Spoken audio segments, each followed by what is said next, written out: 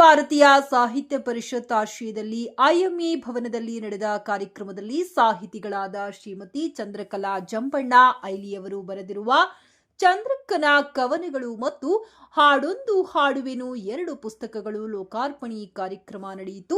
ಹೆಬ್ಬಾಳ ಬೃಹನ್ಮಠದ ಪರಮ ಪೂಜ್ಯ ಶ್ರೀ ನಾಗಭೂಷಣ ಶಿವಾಚಾರ್ಯ ಮಹಾಸ್ವಾಮಿಗಳು ಹಾಗೂ ಕಾರಟಗಿಯ ತಲೇಖಾನ್ ಮಠದ ಪರಮ ಪೂಜ್ಯ ಶ್ರೀ ವೀರಭದ್ರ ಶರಣರು ಇವರ ಸಾನ್ನಿಧ್ಯದಲ್ಲಿ ನಡೆದ ಕಾರ್ಯಕ್ರಮದಲ್ಲಿ ಮಾಜಿ ಸಚಿವರಾದ ಶ್ರೀ ಮಲ್ಲಿಕಾರ್ಜುನ ನಾಗಪ್ಪ ಅವರು ಪುಸ್ತಕಗಳನ್ನು ಬಿಡುಗಡೆ ಮಾಡಿದರು. ಮುಖ್ಯ ಅತಿಥಿಗಳಾಗಿ ಸರ್ಕಾರಿ ಆಸ್ಪತ್ರೆಯ ವೈದ್ಯಾಧಿಕಾರಿಗಳಾಗಿರುವ doctor Ishwar Savadi, lions club ಅಧ್ಯಕ್ಷರಾಗಿರುವ ಡಾಕ್ಟರ್ ಶಿವಕುಮಾರ್ ಮಾಲಿ ಪಾಟೀಲ್, ಅಖಿಲ ಭಾರತೀಯ ಸಾಹಿತ್ಯ ಪರಿಷತ್ನ ಅಧ್ಯಕ್ಷರಾಗಿರುವ ಶರಣಪ್ಪ ತಳ್ಳಿಕುಪ್ಪಿಗುಡ್ಡ, ಪರಿಷತ್ನ ಪ್ರಾಂತ ಕಾರ್ಯಕಾರಿಣಿ ಸದಸ್ಯರಾದ ಅಶೋಕ್ ಕುಮಾರ್ ರಾಯ್ಕರ್, ಪರಿಷತ್ನ ವಿಭಾಗೀಯ ಸಂಚಾಲಕರಾದ ಶ್ರೀಧರ್ ಟಿ, ಭಾರತ್ ವಿಕಾಸ್ ಪರಿಷತ್ತಿನ ಅಧ್ಯಕ್ಷರಾಗಿರುವ ಜಂಬಣ್ಣ ಇಲಿಯವರು ಆಗಮಿಸಿದ್ದರು. ಜ್ಞಾನಸಿರಿ ಪದವಿ ಕಾಲೇಜಿನ ಪ್ರಾಚಾರ್ಯರಾದ ಬಸವರಾಜ್ ಬಿ ಡಂಕಣಕಲ್ 2 ಪುಸ್ತಕಗಳ ಕುರಿತು ಸಮಗ್ರವಾಗಿ ಮಾತನಾಡಿದರು. ಇದೇ ವೇಳೆ ಕಾರ್ಯಕ್ರಮದಲ್ಲಿ ಯುಗಾದಿ ಹಬ್ಬದ ಕುರಿತಂತೆ ಕವಿಗೋಷ್ಠಿ ನಡೆಯಿತು.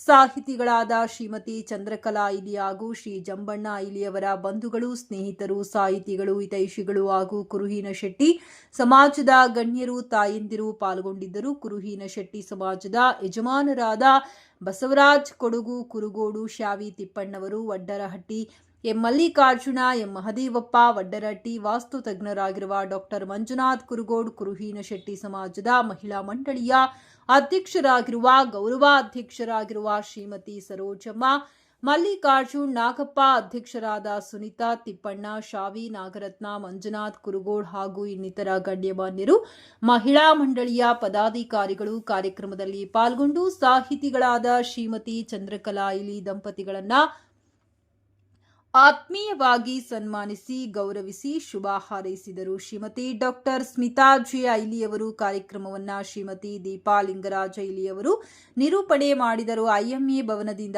ವರದಿಗಾರ ಮಂಜುನಾಥ್ ಕುರುಗೋಡ್, ಕಿಷ್ಕಿಂಧ ನ್ಯೂಸ್, ಗಂಗಾವತಿ.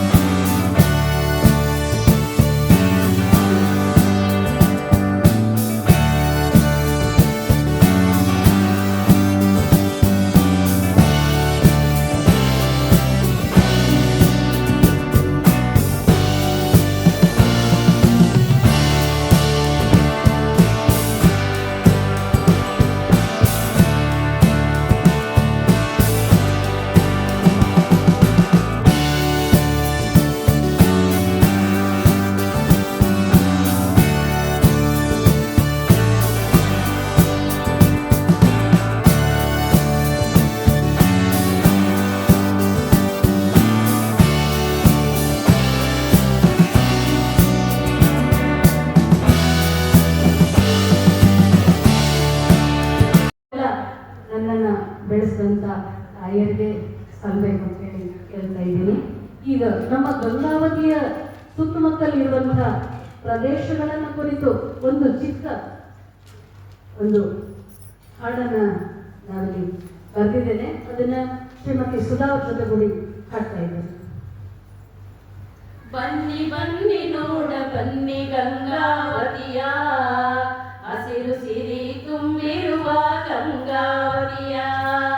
ಬನ್ನಿ ಬನ್ನಿ ನೋಡ ಬನ್ನಿ ಗಂಗಾವತಿಯ, ಹಸಿರು ಸಿರಿ ತುಂಬಿರುವ ಗಂಗಾವತಿಯ. ಜನರ ಪ್ರಾಣ ನೀನು ತುಂಗಾ ಮಾತೆಯೇ, ಜನರ ಉಸಿರು ನೀನು ಪ್ರಕೃತಿ ಮಾತೆಯೇ. ಜನರ ಪ್ರಾಣ ನೀನು ತುಂಗಾ ಮಾತೆಯೇ, ಜನರ ಉಸಿರು ನೀನು ಪ್ರಕೃತಿ ಮಾತೆಯೇ. ಹಸಿರು ಸಿರಿಯು ತುಂಬಿ ಉಸಿರು ಉಸಿರಿನಲ್ಲಿ ನಿನ್ನ ನಾಮ ತುಂಬಿರುವುದು ಗಂಗಾವತಿಯೇ. ಬನ್ನಿ ಬನ್ನಿ ನೋಡ ಬನ್ನಿ ಗಂಗಾವತಿಯ, ಹಸಿರು ಸಿರಿ ತುಂಬಿರುವ ಗಂಗಾವತಿಯ. ಗಂಡುಗಲಿ ಕುಮಾರ ರಾಮನ ನಾಡು, ವಿರೂಪಾಕ್ಷೇಶ್ವರನ ಸನ್ನಿಧಿ ನೋಡು. ಗಂಡುಗಲಿ ಕುಮಾರ ರಾಮನ ನಾಡು, ವಿರೂಪಾಕ್ಷೇಶ್ವರನ ಸನ್ನಿಧಿ ನೋಡು. ಹನುಮಾನುದಿಸಿದಂತ ಪುಣ್ಯದ ನೆಲೆಬೀಡು, ತಾಯಿ ದುರ್ಗಾದೇವಿಯ ಭಯಹಸ್ತ ನೋಡು. ಬನ್ನಿ ಬನ್ನಿ ನೋಡ ಬನ್ನಿ ಗಂಗಾವತಿಯ, ಹಸಿರು ಸಿರಿ ತುಂಬಿರುವ ಗಂಗಾವತಿಯ. ವಿಜಯನಗರ ಕಾಲುವೆಯು ಹರಿದಿದೆ ನೋಡು, ಚನ್ನಬಸವ ತಾತನ ಲೀಲೆಯ ಬೀಡು. ವಿಜಯನಗರ ಕಾಲುವೆಯು ಹರಿದಿದೆ ನೋಡು, ಚನ್ನಬಸವ ತಾತನ ಲೀಲೆಯ ಬೀಡು. ವಾಣಿಭದ್ರೇಶ್ವರನು ನೆಲೆಸಿದಂತ ನಾಡು, ಹೇಮಗುಡ್ಡದ ದುರ್ಗಮ್ಮನು ನೆಲೆಸಿದ ಬೀಡು. ಬನ್ನಿ ಬನ್ನಿ ನೋಡ ಬನ್ನಿ ಗಂಗಾವತಿಯ, ಹಸಿರು ಸಿರಿ ತುಂಬಿರುವ ಗಂಗಾವತಿಯ. ನವ ಬೃಂದಾವನವು ಇಲ್ಲಿದೆ ಬನ್ನಿ, ಚಿಂತಾಮಣಿಯನ್ನು ನೋಡ ಬನ್ನಿ. ನವ ಬೃಂದಾವನವು ಇಲ್ಲಿದೆ ಬನ್ನಿ, ಚಿಂತಾಮಣಿಯನ್ನು ನೋಡ ಬನ್ನಿ. ಋಷಮುಖ ಪರ್ವತ ಪಂಬಾ ಸರೋವರ ನೋಡಿದಂತ ನಮ್ಮ ಜನ್ಮ ಸಾರ್ಥಕವೆನ್ನಿ. ಬನ್ನಿ ಬನ್ನಿ ನೋಡ ಬನ್ನಿ ಗಂಗಾವತಿಯ, ಹಸಿರು ಸಿರಿ ತುಂಬಿರುವ ಗಂಗಾವತಿಯ. ಸಂಗೀತ ಸಾಹಿತ್ಯದ ಕಲೆಯ ಬೀಡು, ಯಾಮಿನಿ ಬೆಟ್ಟದ ಸಾಲಿದೆ ನೋಡು. ಸಂಗೀತ ಸಾಹಿತ್ಯದ ಕಲೆಯ ಬೀಡು, ಯಾಮಿನಿ ಬೆಟ್ಟದ ಸಾಲಿದೆ ನೋಡು. ಚಂದ್ರನ ಗುರುದೇವ ನೀಲಕಂಠನ ನಾಡು, ಧರೆಗಳು ಮೆರೆಯುತ್ತಿಹ ಪ್ರಕಾಶಲಿಂಗನ ನೋಡು. ಬನ್ನಿ ಬನ್ನಿ ನೋಡ ಬನ್ನಿ ಗಂಗಾವತಿಯ, ಹಸಿರು ಸಿರಿ ತುಂಬಿರುವ ಗಂಗಾವತಿಯ. ಹಸಿರು ಸಿರಿ ತುಂಬಿರುವ ಗಂಗಾವತಿಯ, ಹಸಿರು ಸಿರಿ ತುಂಬಿರುವ ಗಂಗಾವತಿಯ. ಧನ್ಯವಾದಗಳು. ಈ ಹೊಸ ವರ್ಷದಲ್ಲಿ ಎಲ್ಲರಿಗೂ ಒಳ್ಳೆಯದನ್ನು ಆರಿಸಿ ಮುಂದಿನ ದಿನದಲ್ಲಿ ಮಳೆ ಬೆಳೆ ರೈತ ವರ್ಗಕ್ಕೂ ಮತ್ತು ಪ್ರತಿಯೊಬ್ಬರಿಗೂ ಒಳ್ಳೆಯದಾಗಲಿ ಆಶಿಸಿ ಇವತ್ತು ಈ ಒಂದು ಅಖಿಲ ಸಾಹಿತ್ಯ ಸಂಘದವರು ಒಂದು ಸುಮಾರು ಆಗಿರ್ತಕ್ಕಂಥ ರಾಜ್ಯದಲ್ಲಿ 9 ವರ್ಷದಿಂದ ಈ ಒಂದು ಸಂಸ್ಥೆಗೊಟ್ಟಿ ಸುಮಾರು 3-4 ಕಡೆ ಒಂದು ಸರ್ವೆ ಸಭೆ ಮಾಡಿದ್ದಾರೆ. ಇಲ್ಲಿ ಕೂಡ 9 ವರ್ಷ ಮಾಡ್ತಾರೆ. ಇವತ್ತು ಗಂಗಾವತಿಯಲ್ಲಿ ಚಂದ್ರ ಮತ್ತು ಆನಂದ ಉದ್ಘಾಟನೆಯನ್ನ ಕಾರ್ಯಕ್ರಮ ಇವತ್ತು ವಿಜಯಮಣಿಯಿಂದ ಮತ್ತು ತಮ್ಮೆಲ್ಲರ ಅನುಕಂಪದಿಂದ ಮತ್ತು ತಮ್ಮೆಲ್ಲರ ಆಶೀರ್ವಾದ ಜರುಗಿದೆ. ಮುಖ್ಯವಾಗಿ ಇವತ್ತು ನಾನು ಈಗಾಗಲೇ ಹಿಂದೆ ಆದಂಥ ಪುಸ್ತಕ ನಾವು ಪ್ರಿಂಟ್ ಮಾಡಿದ್ವಿ. ಪುನಃ ಹೊಸದಾಗಿ ಪ್ರಿಂಟ್ ಮಾಡಿ ಇವತ್ತು 2ನೇ ಹಂತದ ಒಂದು ಕಾರ್ಯಕ್ರಮ ಆಗ್ತದೆ. ಇವತ್ತು ಮುಖ್ಯ ಉದ್ದೇಶ ಚಂದ್ರಕನ ವಚನಗಳು. ಚಂದ್ರಕನ ವಚನ ಚಂದ್ರಕಮ್ಮ ಚಂದ್ರಮೋಚನ ನಮ್ಮೆಲ್ಲ ಚಂದ್ರನ ಗೊತ್ತದೆ. ಚಂದ್ರಮನ ವಚನಗಳು ಇವತ್ತು ಅವರೇ ಒಂದು ನಮ್ಮ ಜ್ಞಾನದಲ್ಲಿ ಮತ್ತು ಎಲ್ಲೆಲ್ಲಿ ಅವರಿಗೆ ಹೋಗ್ತಕ್ಕಂಥ ಕಾರ್ಯಕ್ರಮದಲ್ಲಿ ಭಾಗವಹಿಸಿ ಅಲ್ಲೆಲ್ಲ ಪೂಜೆಯವರು ಮತ್ತು ಇರ್ತಕ್ಕಂಥ ಶರಣರು ಮತ್ತು ಇರ್ತಕ್ಕಂಥೆಲ್ಲ ಏನು ಸಾಹಿತ್ಯ ಬಗ್ಗೆ ಆದಂಥ ವಚನಗಳನ್ನ ಕೂಡಿಸ್ಕೊಂಡು ತಮ್ಮದೇ ಆದಂಥ ಒಂದು ಪದ್ಧತಿಯಲ್ಲಿ ಇವತ್ತು ಪುಸ್ತಕವನ್ನು ಬರೆದು ವಚನ ಬರೆದು ಲೋಕಾರ್ಪಣೆ ಮಾಡಿದ್ದಾರೆ. ನಿಜವಾಗೂ ನಾನು ಭಾಳ ಹೆಮ್ಮೆ ಇದ್ದೀನಿ. ನಮ್ಮ ಸಮಾಜಗಳು ಅದು ನಮ್ಮ ಸಹೋದರ ಇರ್ತಕ್ಕಂಥ ಚಂದ್ರನವರು ಇಷ್ಟು ಮಟ್ಟಿಗೆ ಅಂತಿಲ್ಲ. ನಾವೆಲ್ಲೋ ತೆಲ್ಲೋ ರೈತರು ವ್ಯಾಪಾರ ಮಾಡ್ತಕ್ಕಂಥ ಇದ್ವಿ. ಯಾಕಂದ್ರೆ ಅವ್ರ ತಂದೆಯವರತ್ತು ಅವ್ರ ತಾಯಿಯವರತ್ತು ನಾವು ಸಾಕಷ್ಟು ಚಿಕ್ಕ ವಯಸ್ಸನ್ನೆಲ್ಲ ನೋಡಿದ್ವಿ. ಮತ್ತು ಅವರು ಕೊಟ್ಟಂಥ ಮಂತನ್ನು ಕೂಡ ಐಲನ್ನು ನಮ್ಗೆ ಸಾಕಷ್ಟು ಮತ್ತು ಪರಿಚಯ. ಸುಮಾರು ವರ್ಷದಿಂದ ಒಂದು ಜೀವನದಲ್ಲಿ ಕಷ್ಟ ಸುಖಗಳನ್ನು ಅನುಭವಿಸಿಕೊಂಡು ಜನರಲ್ಲಿ ಬೆಳೆದು ಇವತ್ತು ಇಷ್ಟು ಮಟ್ಟಿಗೆ ಬೆಳೆದು ಇವತ್ತು ಒಂದು ಪ್ರವಚನ ಅಂತಕ್ಕಂಥ ಏನು ವಚನಗಳನ್ನು ಬೆಳೆದು ಮಾಡಿದ್ದಾರೆ. ಅದಕ್ಕೆ ಮುಖ್ಯ ನಾನು ವೈಯಕ್ತಿಕವಾಗಿ ಅಂದರೆ ನಮ್ಮ ಸಮಾಜ ಪರಿವಾರಗಳಿಗೆ ಒಂದು ದೊಡ್ಡ ಒಂದು ಅಭಿನಂದಿಸಲಿಕ್ಕೆ ನಾನು ಆಶಿಸ್ತೇನೆ. ಯಾಕಂದರೆ ಸಾಕಷ್ಟು ಎಲ್ಲ ಸಮಾಜದಲ್ಲೂ ತಮ್ಮದೇ ಆದಂಥ ಒಂದು ಪದ್ಧತಿಯಲ್ಲಿ ಮಾಡ್ತಾರೆ, ಪ್ರವಚನ ಮಾಡ್ತಾರೆ, ಪುಸ್ತಕ ಬರೆದಿದ್ದಾರೆ. ಸಾಕಷ್ಟು ನಮ್ಮ ಸಮಾಜಗಳು ಎಲ್ಲ ಇದನ್ನೇ ಬಯಲಾಟ ಇದೆ, ನಾಟಕ ಇದೆ, ಪೌರಾಣಿಕ ನಾಟಕ ಇದೆ. ಈ ಒಂದು ಏನು ಚಂದ್ರಮ್ಮವರು ಈ ಒಂದು ಪುಸ್ತಕ ಬರೆದು ಅವರದೇ ಒಂದು ವಿಶಿಷ್ಟವನ್ನು ಮಾಡಿದ್ರೆ ಭಾಳ ಸಂತೋಷ ಆಗಿದೆ.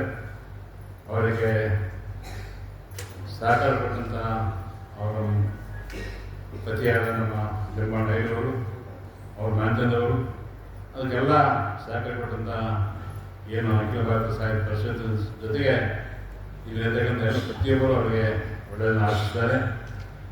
ಮುಂದಿನ ದಿನದಲ್ಲಿ ಅವರು ಇನ್ನೂ ಹೆಚ್ಚಿನದಾಗಿ ಇಂಥ ಪುಸ್ತಕಗಳನ್ನು ಬರೆದು ಇವತ್ತು ಗಂಗಾವತಿ ಜಿಲ್ಲೆಯಾದರೆ ಮುಂದೆ ಜಿಲ್ಲಾ ಮಟ್ಟದಲ್ಲೂ ರಾಜ್ಯ ಮಟ್ಟದಲ್ಲಿ ಬೆಳೆ ಅಂತೇಳಿ ನಾನು ಆಶಿಸ್ತೀನಿ. ಯಾಕಂದರೆ ಎಲ್ಲ ಸಮಾಜದಲ್ಲಿ ನಮ್ಮ ಸಮಾಜಕ್ಕೆ ನಮ್ಮವರು ರಾಜ್ಯ ಮಟ್ಟ ಬೆಳೆದರೆ ನನಗೆ ಭಾಳಷ್ಟು ಒಂದು ಸಂತೋಷ ಆಗುತ್ತೆ. ಅದಕ್ಕೆಲ್ಲ ನೀಲಕಂಠೇಶ್ವರ ಚಂದ್ರಸ್ವಾಮಿ ಅವರ ದುರ್ಗತಿ ಆಶೀರ್ವಾದ ಖಂಡಿತ ಆ ಒಂದು ಸಂದರ್ಭದಲ್ಲಿ ಆಸಿ ಹೆಚ್ಚಿಗೆ ಮಾತಾಡಿದ್ರೆ ಇನ್ನು ಸಾಕು ಜನ ಮಾತಾಡ್ತಕ್ಕಂಥ ಇದೇ ಇದ್ದಾರೆ. ನಮಗೆ ಯಾವ ಪ್ರವಚನ ಗೊತ್ತಿಲ್ಲ, ನಮಗೆ ಗೊತ್ತಿಲ್ಲ, ನಮ್ಮ ರಾಜ್ಯದಲ್ಲಿ ಮಾಡೋದಿರುತ್ತೆ. ಅಲ್ಲಿರ್ತಕ್ಕಂಥೆಲ್ಲ ಡಾಕ್ಟರ್ ಸೌದಿ ಅವ್ರ ಹೆಚ್ಚಿನೊಂದು ಸಾಹಿತ್ಯ ಭಾಷೆ ಇನ್ನು ನಮ್ಮ ಶ್ರಾವಣ ಅವರು ಮಾತಾಡಿದ್ರೆ ಆಸ್ತಿ ಇವತ್ತು ಸಂದರ್ಭ ಕರೆಸಿ ಇವತ್ತು ಅವಕಾಶ ಮಾಡಿಕೊಟ್ಟಿದ್ದ ಸಮಸ್ತ ಈ ಒಂದು ಸಂಸ್ಥೆಯವರು, ಮುಖ್ಯವಾಗಿ ನಮ್ಮ ಚಂದ್ರಮ್ಮ ಮತ್ತು ಅವರೆಲ್ಲ ಮಾತುಕೊಂಡು ಮತ್ತು 5 ನಂತರ ಎಲ್ಲ ಒಂದೇ ಅವರೆಲ್ಲ ನನಗೆ ಒಂದು ಕರೆದು ಸಮಾರಂಭದಲ್ಲಿ ಅವಕಾಶ ಮಾಡಿಕೊಟ್ಟಂಥ ಪ್ರತಿಯೊಬ್ಬರನ್ನ ವಂದಿಸಿ ಒಂದು ತಾವೆಲ್ಲರೂ ಸಂಜೆ ಹೊತ್ತಲ್ಲಿ ಭಾಳಷ್ಟು ನಾವು ಬಿಜಿ ಇರ್ತೀವಿ. ಅಡಿ ಮಾಡೋದಲ್ಲ, ಟಿ ವಿ ಮುಂದೆ ಅಡಿ ಮಾಡೋದು ಮುಂದೋದಾಗಲಿ ಟಿ ವಿ ಯಾವ ಏನಾಗುತ್ತೆ ಎಲ್ಲ ಸ್ಟಾರ್ಟ್ ಮಾಡ್ತೀವಿ. ಅದೆಲ್ಲ ಇವತ್ತು ಸರಿ ಹೋಗಿ ಇಷ್ಟೊಂದು ಬಂದರೆ ಭಾಳ ಸಂತೋಷ.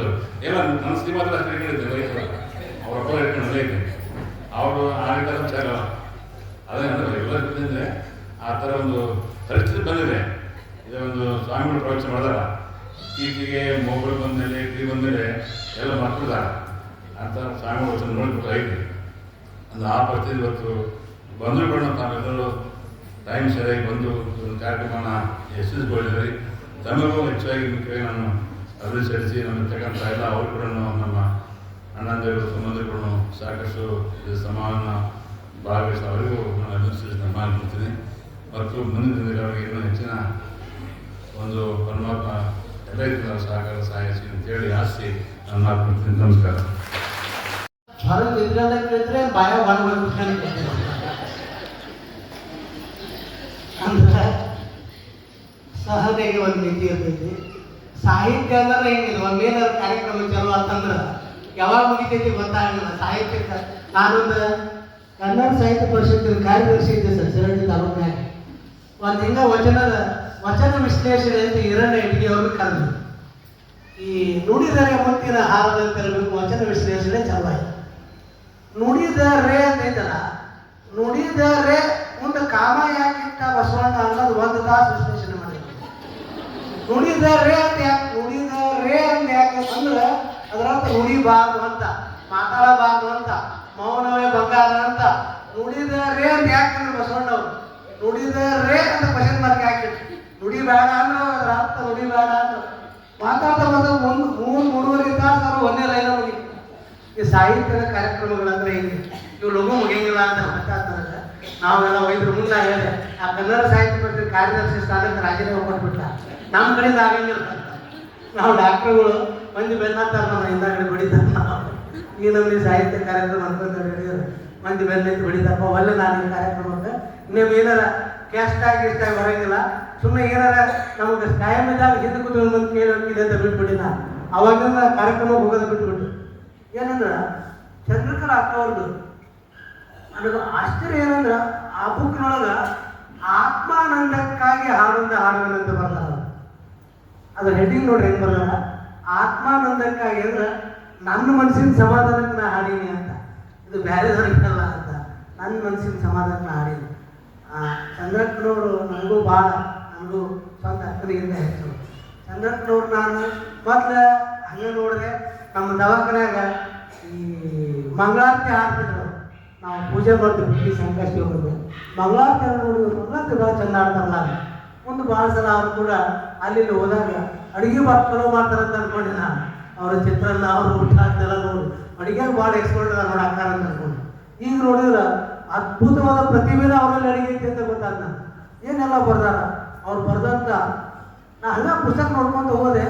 ಎದ್ದು ಕೂಡ ಏನು ಶ್ಲೋಕ ಹೇಳಬೇಕು ಅನ್ನೋದ್ರಿಂದ ಹಿಡ್ಕೊಂಡು ಏನೇನು ನಾವು ವಚನ ಹೇಳಬೇಕು ಅನ್ನೋದ್ರಿಂದ ಹಿಡ್ಕೊಂಡು ಈ ಸಾಹಿತ್ಯಿಕ ವಿಚಾರಗಳನ್ನ ಬರ್ದಿದ್ದಲ್ದನ ಆ ಪುಸ್ತಕದೊಳಗೆ ಎಲ್ಲ ಜಾನಪದ ಗೀತೆ ಬರ್ದಾರ. ಕಡೆಗೆ ಉಪ್ಪಿಟ್ಟು ಹೆಂಗೆ ಮಾಡ್ಬೇಕು, ಗೋಧಿ ಹುಗ್ಗಿ ಹೆಂಗೆ ಮಾಡ್ಬೇಕು ಅನ್ನೋದು ಬರ್ದಾರ. ಉಪ್ಪಿಟ್ಟು ಮಸಾಲೆ ಉಪ್ಪಿಟ್ಟು ಮಾಡೋದು ಹೆಂಗೆ, ಗೋಧಿ ಹುಗ್ಗಿ ಮಾಡೋದು ಹೆಂಗೆ ಅನ್ನೋದನ್ನು ಬರ್ದಾರ. ಭಾಳ ಅಂದ್ರೆ ಭಾಳ ಖುಷಿ ಆಗ್ತದೆ. ಅವರು ನೋಡ್ರಿ, ಹೆಣ್ಮಕ್ಳ ಹತ್ರ ಬರೀ ಅಡುಗೆ ಮನೆಗೆ ಅಷ್ಟೇ ಸೀಮಿತ ಅಲ್ಲ, ಅಡುಗೆ ಮಾಡೋಕ್ಕೆ ಅಷ್ಟೇ ಸೀಮಿತ ಅಲ್ಲ, ಏನೆಲ್ಲ ಮಾಡ್ಬೋದು ಅಂತ ಒಂದು ಸುಮ್ಮನೆ ಹವ್ಯಾಸ. ಏನಾದ್ರು ಒಂದು ಸಂಗ್ರಹಣೆ ಮಾಡೋದು, ಅದೊಂದು ಪುಸ್ತಕ ಮಾಡಿ ಬಿಡುಗಡೆ ಮಾಡೋದು ಒಂದು ಹವ್ಯಾಸ. ಅವರೊಬ್ಬ ಮಾದರಿಯ ತಾಯಿಯಾಗಿ ನೋಡ್ರಿ, 3 ಜನ ಹೆಣ್ಮಕ್ಳು ಡಾಕ್ಟರ್ ಅವ್ರ ಮನ್ಯಾಗ. ತಾನು ಸ್ವತಃ ಅವ್ರೇನು ಡಾಕ್ಟರ್ ಅಲ್ಲ, ಅವ್ರ ಹಸ್ಬೆಂಡ್ ಏನು ಡಾಕ್ಟರ್. 3 ಜನ, ಒಬ್ರು MD, ಒಬ್ರು BC ಅದಾರ, ಒಬ್ರು MD ಅನಸ್ತೇಷಿಯಾ ಅದಾರ, ಒಬ್ರು ಡೆಂಟಲ್ ಡಾಕ್ಟರ್ ಅದಾರ. 3 ಜನ ಹೆಣ್ಮಕ್ಳನ್ನ ಡಾಕ್ಟರ್ ಮಾಡ್ಬೇಕಂದ್ರೆ ತಾಯಿದ ಅಷ್ಟು ಸರಳ ಕರ್ತವ್ಯ ಅಲ್ಲ, ಅಷ್ಟು ಸರಳ ಕರ್ತವ್ಯ ಅಲ್ಲ. ಅದ್ರ ಜೊತೆಗೆ ನಾನು ಭಾಳಷ್ಟು ಅವರು ಪುಸ್ತಕವನ್ನು ನೋಡಿ ಭಾಳ ಅಂದ್ರೆ ಭಾಳ ನನಗೆ I have become fan of. ಅದನ್ನು ನೋಡಿ ನನಗೆ ಭಾಳ ಖುಷಿಯಾಗೈತಿ. ಒಂದೇ ಅವ್ರ ಮನಸ್ಸಿಗೆ ಏನಾರು ಅನಿಸೋದು ನನಗೆ ಇದು ಭಾಳ ಲೈಕ್ ಆಗಿದ್ದು. ಒಂದು ಅವರ ಈ ಸಾಹಿತ್ಯವನ್ನು ಓದಿ ನಾನು ಮಾತು ಮುಗಿಸ್ತೀನಿ. ಹಳೆಯ ಕಿರಣನ ಬಗ್ಗೆ ಬರ್ದಾರ. ಕಿರುನಗೆ ಬೀರುತ್ತ ರವಿಯಂತೆ ಕಂಗೊಳಿಸುತ್ತ, ಕಿರುನಗೆ ಬೀರುತ್ತ ರವಿಯಂತೆ ಕಂಗೊಳಿಸುತ್ತ, ಗುಣವಂತನಾದ ಕಿರಣ ನನ್ನಪ್ಪ ನೀನು, ಗುಣವಂತನಾದ ಕಿರಣ ನನ್ನಪ್ಪ ನೀನು, ಮೋಸದ ಜಾಲಕ್ಕೆ ಬಲಿಯಾಗಿ ನೀ ಭೂಮಿಯ ಋಣವನ್ನು ಮುಗಿಸಿದೆ ನೀನು, ಈ ಭೂಮಿಯ ಋಣವನ್ನು ಮುಗಿಸಿದೆ ನೀನು, ನಿನ್ನ ಪ್ರೀತಿಯ ನೆನಪುಗಳ ಉಳಿಸಿದೆ ನೀನು, ನಿನ್ನ ಪ್ರೀತಿಯ ನೆನಪುಗಳ ಉಳಿಸಿದೆ ನೀನು, ಪ್ರಕಾಶಲಿಂಗನ ದಯದಿ ಪ್ರಕಾಶವಾದ ನೀನು ಅಂತೇಳಿ ಹಳೆಯ ಕಿರಣನ ಬಗ್ಗೆ ಬರ್ತಾರ. ಬಹಳ ಅಂದ್ರೆ ಭಾಳ ಮನಸ್ಸು ತುಂಬಿ ಬಂತು. ಈ ಕಾರ್ಯಕ್ರಮದಲ್ಲಿ ಭಾಗವಹಿಸಿದ್ದಕ್ಕೆ ನನಗೆ ಕಂಡೆ ಹಾಲು ಕೊಡದಷ್ಟು ಸಂತೋಷವಾಯಿತು. ನನ್ನನ್ನು ಕೂಡ ಈ ಕಾರ್ಯಕ್ರಮಕ್ಕೆ ಅತಿಥಿಯಾಗಿ ಆಹ್ವಾನಿಸಿದ ನಿಮಗೆಲ್ಲರಿಗೂ ವಂದಿಸಿ ನನ್ನ 2 ಮಾತುಗಳನ್ನು ಮುಗಿಸ್ತೀನಿ. ಚಂದ್ರಕನ ಹೊರತಿನಂತೆ ಚಂದ್ರಕನ ವಚನಗಳು ಅಂತಕ್ಕಂಥದ್ದು ಬಹಳ ಸುಂದರವಾಗಿರ್ತಕ್ಕಂಥ ವಚನಗಳನ್ನು ಬರೆದಿರುವವರಾಗಿದ್ದಾರೆ. ಅಂಥ ವಚನದ ಒಂದು ಬಿಡುಗಡೆ ಸಮಾರಂಭದಲ್ಲಿ ಪಾಲ್ಗೊಂಡಿದ್ದು ನನಗೂ ಬಹಳ ಸಂತೋಷವಾಗಿದೆ. ಇದ್ರ ಬಗ್ಗೆ ಹೇಳಬೇಕಾದ ವಿಷಯ ಏನಿಲ್ಲ. 12ನೇ ಶತಮಾನದಲ್ಲಿ ಅನೇಕ ಅಕ್ಕ ಮಹಾದೇವಿ ಒಳಗೊಂಡು ನೋಡ್ತಕ್ಕಂಥ ಸುಮಾರು 30ಕ್ಕೂ ಹೆಚ್ಚು ಜನ ಪತ್ರಿಕಾರಿದ್ದಾರೆ. ಅವರು ಸಾಮಾಜಿಕ ಚಿಂತನೆಯನ್ನ ಅಂದಿನ ದಿನಮಾನಗಳ ವೈಚಾರಿಕತೆಗಳನ್ನು ಮಾಡಿಕೊಂಡ್ರೆ ಇಂದಿನ ದಿನಮಾನಗಳಲ್ಲಿ ನಮ್ಮದೇ ಆಗಿರ್ತಕ್ಕಂಥ ವಿಚಾರದಿಂದ ಇವತ್ತಿನ ವಿಚಾರಗಳನ್ನು ಅವರು ಯಾವ ರೀತಿಯಾಗಿ ವ್ಯಕ್ತಪಡಿಸೋದನ್ನ ನಾವು ನೋಡಿದ್ದೀವಿ ವಚನವನ್ನು. ಅದರ ಬಗ್ಗೆ ನಾನು ಹೇಳಲಿಕ್ಕೆ ಆಗೋದಿಲ್ಲ. ಅವರ ಯಾವಾಗಲೂ ದೇವರಲ್ಲಿ ಧ್ಯಾನ, ಭಕ್ತಿ, ಗಂಡನ ಮೇಲೆ ಶ್ರದ್ಧಾಭಕ್ತಿ ಉಳಿದವರು. ಹಾಗಾಗಿ ಅವರ ಸರಳ ಸಜ್ಜನಿಕೆಯನ್ನು ಒಳಗೂಡಿರ್ತಕ್ಕಂಥ ಒಂದು ಸರಳವಾದ ವಿಚಾರಗಳೇ ಈ ಭಾವಾತ್ಮಕವಾಗಿರ್ತಕ್ಕಂಥ ಈ ವಚನಗಳಿದೆ. ಮಂಕು ಬಡಿಸಿದ ಜನರ ಜೀವನಕ್ಕೆಲ್ಲ, ಮಂಕು ಬಡಿಸಿದ ಜನರ ಜೀವನಕ್ಕೆಲ್ಲ ತಿಕ್ಕಿ ಒರೆಸಬೇಕಾಗಿದೆ ಶಿವಶರಣರೆಲ್ಲ, ತಿಕ್ಕಿ ಒರೆಸಬೇಕಾಗಿದೆ ಶಿವಶರಣರೆಲ್ಲ. ಜಿಡ್ಡು ಹಿಡಿದ ಜೀವಕ್ಕೆ ಮಬ್ಬು ಹಿಡಿದ ಮನಕ್ಕೆ, ಜಿಡ್ಡು ಹಿಡಿದ ಜೀವಕ್ಕೆ ಮಬ್ಬು ಹಿಡಿದ ಮನಕ್ಕೆ ತಿದ್ದಿ ತೀಡುವ ನಮ್ಮ ಗುರು ತುಂಬದ ಪ್ರಕಾಶಲಿಂಗ ನಿಮ್ಮ ಪ್ರಭೆಯೊಳಗೆ ದಾರ್ಶನಿಕವಾಗಿ ದಾರ್ಶನಿಕವಾಗಿ ತೋರುವಾಗ ಅಂತಕ್ಕಂಥ ವಚನವನ್ನು ಒಂದು ಉದ್ಘಾಟನೆ ಮುಖಾಂತರ ನಾನು ಇದನ್ನು ವಚನೆ ಮಾಡುತ್ತಾ, ಮತ್ತು ನನಗೆ ಒಂದು ಬೇರೆ ಕಾರ್ಯಕ್ರಮದಲ್ಲಿ ಹೋಗಬೇಕಾಗಿದೆ. ಈಗಾಗಲೇ ಅನೇಕ ಕಾರ್ಯಕ್ರಮದ ಒತ್ತಡದಿಂದ ಹೆಚ್ಚಿನ ಮಾತಾಡಲಿಕ್ಕೆ ಆಗೋದಿಲ್ಲ. ಈ ವಚನವನ್ನು ಹೆಚ್ಚಿಗೆ ಹೇಳಲಿಕ್ಕೂ ಆಗೋದಿಲ್ಲ. ನಾನು ಇನ್ನೂ ಎಲ್ಕಲ್ಗಡಕ್ಕೆ ಹೋಗಬೇಕಾಗಿದೆ. ಅಲ್ಲಿ ರಥೋತ್ಸವ 11 ವರ್ಷ ಕಾಲ ಮಾಡಿದ್ದೆ. ಈ ವರ್ಷ 12ನೇ ವರ್ಷ. ಆದರೆ ಅನಿವಾರ್ಯವಾಗಿ ಬೇರೆ ಕಾರ್ಯಕ್ರಮದಲ್ಲಿ ಇದೀನಿ. ನೀವು ಕಾರ್ಯಕ್ರಮ ನಡೆಸಿಕೊಡ್ರಿ, ವೇದಿಕೆ ಬರ್ತೀನಿ ಅಂತ ಹೇಳಿದ್ರಿಂದ ವೇದಿಕೆ ಸಲುವಾಗಿ ನನ್ನನ್ನು ಕಾಯ್ತಾ ಇದ್ದಾರೆ. ಎಲ್ಲರಿಗೂ ಆಪ್ಯಾಯಮಾನ, ಚಂದ್ರಕ್ಕನ ವಚನ ಎಲ್ಲರಿಗೂ ಆಪ್ಯಾಯಮಾನ. ಓದುಗರ ಮನಕ್ಕೆ ಶಿವಚಿಂತನ, ಓದುಗರ ಮನಕ್ಕೆ ಶಿವಚಿಂತನ. ಇಂದು ಸರ್ವರ ಮನ ಕಲಕುವಂತದೆ, ಇಂದು ಸರ್ವರ ಮನ ಕಲಕುವಂತಿದೆ ಅವರ ದಿವ್ಯ ಅಂತಃಕರಣ. ಇಂದು ಸರ್ವರ ಮನ ಕಲಕುವಂತಿದೆ ಅವರ ದಿವ್ಯ ಅಂತಃಕರಣ. ಶ್ರೀ ಗುರು ಗೋಡೋಡಿ ವಿಶ್ವೇಶನ ದಿವ್ಯ ಸಜ್ಜಾನೀಕರಣ. ಶ್ರೀ ಗುರು ಗೋಡೋಡಿ ಸಜ್ಜಾನೀಕರಣ. ದಿಢೀರ್ನೆ ಬಂದಿತ್ತು ಚೈತ್ರ, ಗಡಗಡನೆ ತುಂಬಿ ತುಳುಕಿದವು, ಗಿಡ ಮರ ಹೂವು ಹಣ್ಣುಗಳೆಲ್ಲವೂ ಭೋಗ. ಗಡಗಡನೆ ತುಂಬಿ ತುಳುಕಿದವು, ಗಿಡ ಮರ ಹೂವು ಹಣ್ಣುಗಳೆಲ್ಲವೂ ಭೋಗ. ಚೈತ್ರದ ಚಿಗುರಿನ ಯುಗಾದಿ ಪ್ರತಿಪದ, ನವೋಲ್ಲಾಸದ ಅನುಭವ, ಪ್ರಕೃತಿಯ ಹೊಸತನದ ವೈಭವ. ಮಾನವನು ಹೊಸಗಾಳನ್ನು ಆರಂಭಿಸುವ ಶುಭದಿನ, ಯುಗಾದಿ ಹಬ್ಬದ ವಸತನ. ದೇವಕರ್ಮದ ಮಿತ್ರನ ಜೀವನ, ಅಂತರಂಗದಲ್ಲಿ ಆತ್ಮಾವಲೋಕನ. ಚೈತ್ರ ಚಿಗುರಿನ ಚೆಲುವಿನ ಆನಂದದ ವಸಂತಾಗಮನ. ಕಾಲಕ್ಕೂ ಕಾಪಾಡುವ ಕರುಣಾಳು. ಶ್ರೀ ಗುರು ಗೋಡೋಡಿ ವಿಶ್ವೇಶನು ಸರ್ವದ ಆ ದಿವ್ಯಾತ್ಮ ತನುಮನ. ಶ್ರೀ ಗುರು ಗೋಡೋಡಿ ವಿಶ್ವೇಶನು ಸರ್ವದ ದಿವ್ಯಾತ್ಮ ತನುಮನಕ್ಕೆ ಅಂತ ಹೇಳುತ್ತಾ ತಮ್ಮೆಲ್ಲರಿಗೂ ಉದಾಹರಣೆ ಎಲ್ಲ ಕಡೆ ಯುದ್ಧದ ಕಾರ್ಮೋಡ ಹೋಗಿದೆ. ಎಂಥ ಕಾರ್ಮೋಡ ಅಂದರೆ ನನ್ನಿಂದಲೇ ಜಗತ್ತು ತುಂಬ ಅಹಂಕಾರದ ಕಾರ್ಮೋಡ ಇಡೀ ಜಗತ್ತಿನಲ್ಲೇ ಕವಿದಿದೆ. ಈ ಅಹಂಕಾರ ಹೊರದೋಗಬೇಕು, ನಾಶವಾಗಬೇಕು. ಇದನ್ನು ಪರಾಭವಗೊಳಿಸಬೇಕಂತ ಹೇಳಿ ಹೊಸ ಸಂವತ್ಸರ ಬಂದಿದೆ. ಅದೇ ಪರಾಭವ ನಾಮ ಸಂವತ್ಸರ.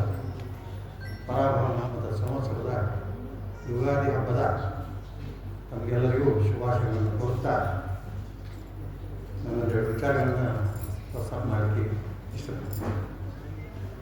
ಇಂದಿನ ಈ ಕಾರ್ಯಕ್ರಮಕ್ಕೆ ಸಾನ್ನಿಧ್ಯ ವಹಿಸಿದಂಥ ಪೂಜ್ಯ ನಾಗಭೂಷಣ ಶಿವಯೋಗಿ ಶಿವಾಚಾರ್ಯ ಮಹಾಸ್ವಾಮಿಗಳು ಹಾಗೂ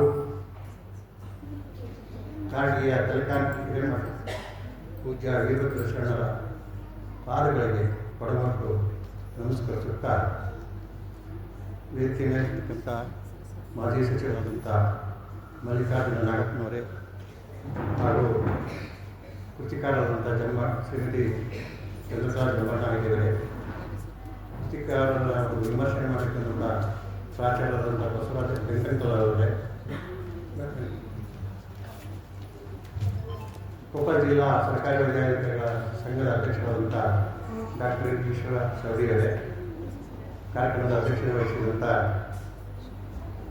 ನಮ್ಮ ಶರಣಪಾತ್ರಳಿ ಕುಟುಂಬದೇವರೇ ಹಾಗೂ ವೇದಿಕೆ ಮೇಲಿರ್ತಕ್ಕಂಥ ಎಲ್ಲ ಗಣ್ಯರೇ, ಗಂಗಾವತಿ ನಗರದ ಹಿರಿಯರೇ, ನಾಗರಿಕ ಬಂಧುಗಳಿಗೆ ಅಖಿಲ ಭಾರತೀಯ ಸಾಹಿತ್ಯ ಪರಿಷತ್ತು ಗಂಗಾವತಿಯಲ್ಲಿ ಪ್ರಾರಂಭವಾಗಿ 9 ವರ್ಷ ಆಯಿತು. ಅಖಿಲ ಭಾರತೀಯ ಸಾಹಿತ್ಯ ಪರಿಷತ್ತಿನ ಒಂದು ಸಂಕ್ಷಿಪ್ತ ಪರಿಚಯ ಹೇಳಬೇಕಂದ್ರೆ 1966ರಲ್ಲಿ ಅಕ್ಟೋಬರ್ 27 ನವದೆಹಲಿಯಲ್ಲಿ ಪ್ರಾರಂಭಗೊಂಡಿತು.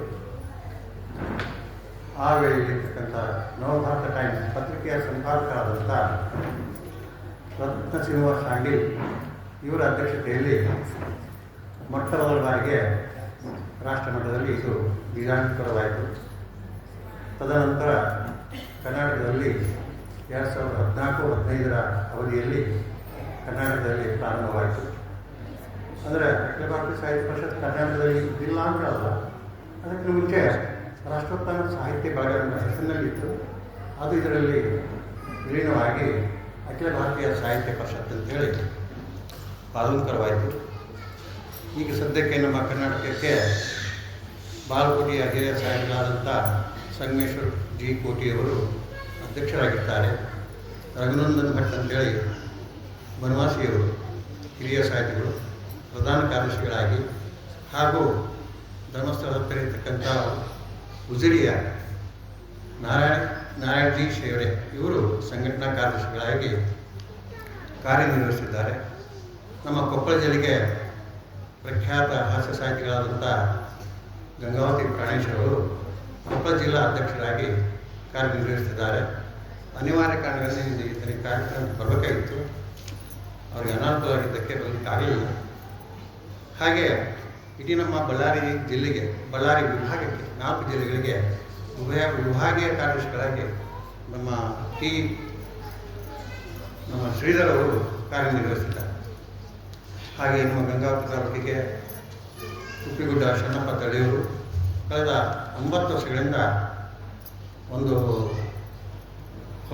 ಫೌಂಡೇಶನಲ್ ಸ್ಟೋರ್ ಅಂದರೆ ಆಧಾರ ಸ್ತಂಭವಾಗಿ ಅವರು ಮತ್ತು ಯಲ್ಲಪ್ಪ ಕಲಾಲು, ಆಮೇಲೆ ನಮ್ಮ ಶ್ರೀಧರ್ ಅವರ ಶ್ರೀಮತಿಯಾದಂಥ ಮಾಲಾ ಶ್ರೀಧರ್, ಶ್ರೀಮತಿ ಲಕ್ಷ್ಮೀದೇವಿ ಪತ್ತಾರ್ ಅವರು, ಅನೇಕ ಸಾಹಿತಿಗಳು, ಹಾಗೆ ನರ್ಮದ ಭಾಯಿ ಅವರು, ಹೀಗೆ ಅನೇಕ ಸಾಹಿತಿಗಳು 9 ವರ್ಷಗಳಿಂದ ಒಂದು ಹೊಸ ವೈಚಾರಿಕ ಲೋಕವನ್ನು ತೆರೆಯಬೇಕಂತೇಳಿ ಗಂಗಾವತಿಯಲ್ಲಿ ಶ್ರಮಿಸುತ್ತಿದ್ದಾರೆ. ಅಖಿಲ ಭಾರತೀಯ ಸಾಹಿತ್ಯ ಪರಿಷತ್ತು ಅನೇಕ ಸಾಹಿತ್ಯ ಸಂಘಟನೆಗಳಿವೆ. ಅಖಿಲ ಭಾರತೀಯ ಸಾಹಿತ್ಯ ಪರಿಷತ್ತು ಇದೊಂದು ಯಾಕೆ ಸಂಘಟನೆ ಹುಟ್ಟಾಕಬೇಕಾಗಿತ್ತು ಅಂತೇಳಿ ಒಂದು ಪ್ರಶ್ನೆ ಬಂದಾಗ ಏನಪ್ಪ ಅಂದರೆ ಇಡೀ ಭಾರತದಲ್ಲಿ ಒಂದು ವೈಚಾರಿಕ ವಲಯ ಕಲ್ಮಶವಾಗಿದೆ.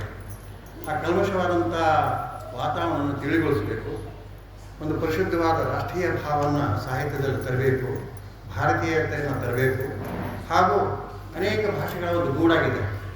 ಆ ಗೂಡಿನ ಎಲ್ಲ ಭಾಷೆಗಳ ನಡುವೆ ಸೌಹಾರ್ದತೆಯನ್ನು ತರಬೇಕು ಎಂಬ ಘನ ಉದ್ದೇಶದಿಂದ ಅಖಿಲ ಭಾರತೀಯ ಸಾಹಿತ್ಯ ಪರಿಷತ್ತು ಅನೇಕ ಚಟುವಟಿಕೆಗಳನ್ನು ಮಾಡ್ತಾ ಬಂದಿದೆ.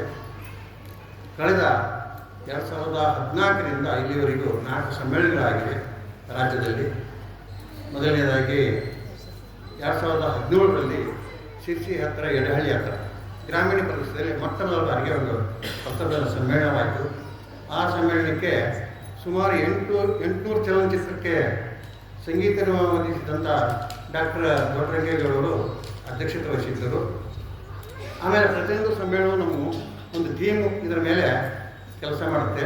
ಹಾಗೆ ಆ ಸಮ್ಮೇಳನದಲ್ಲಿ ಸಾಹಿತ್ಯದಲ್ಲಿ ಕೌಟುಂಬಿಕ ಮೌಲ್ಯಗಳು ಎಂಬ ವಿಷಯದ ಮೇಲೆ ಚರ್ಚೆ ಆಯಿತು. ಹಾಗೆ ತದನಂತರ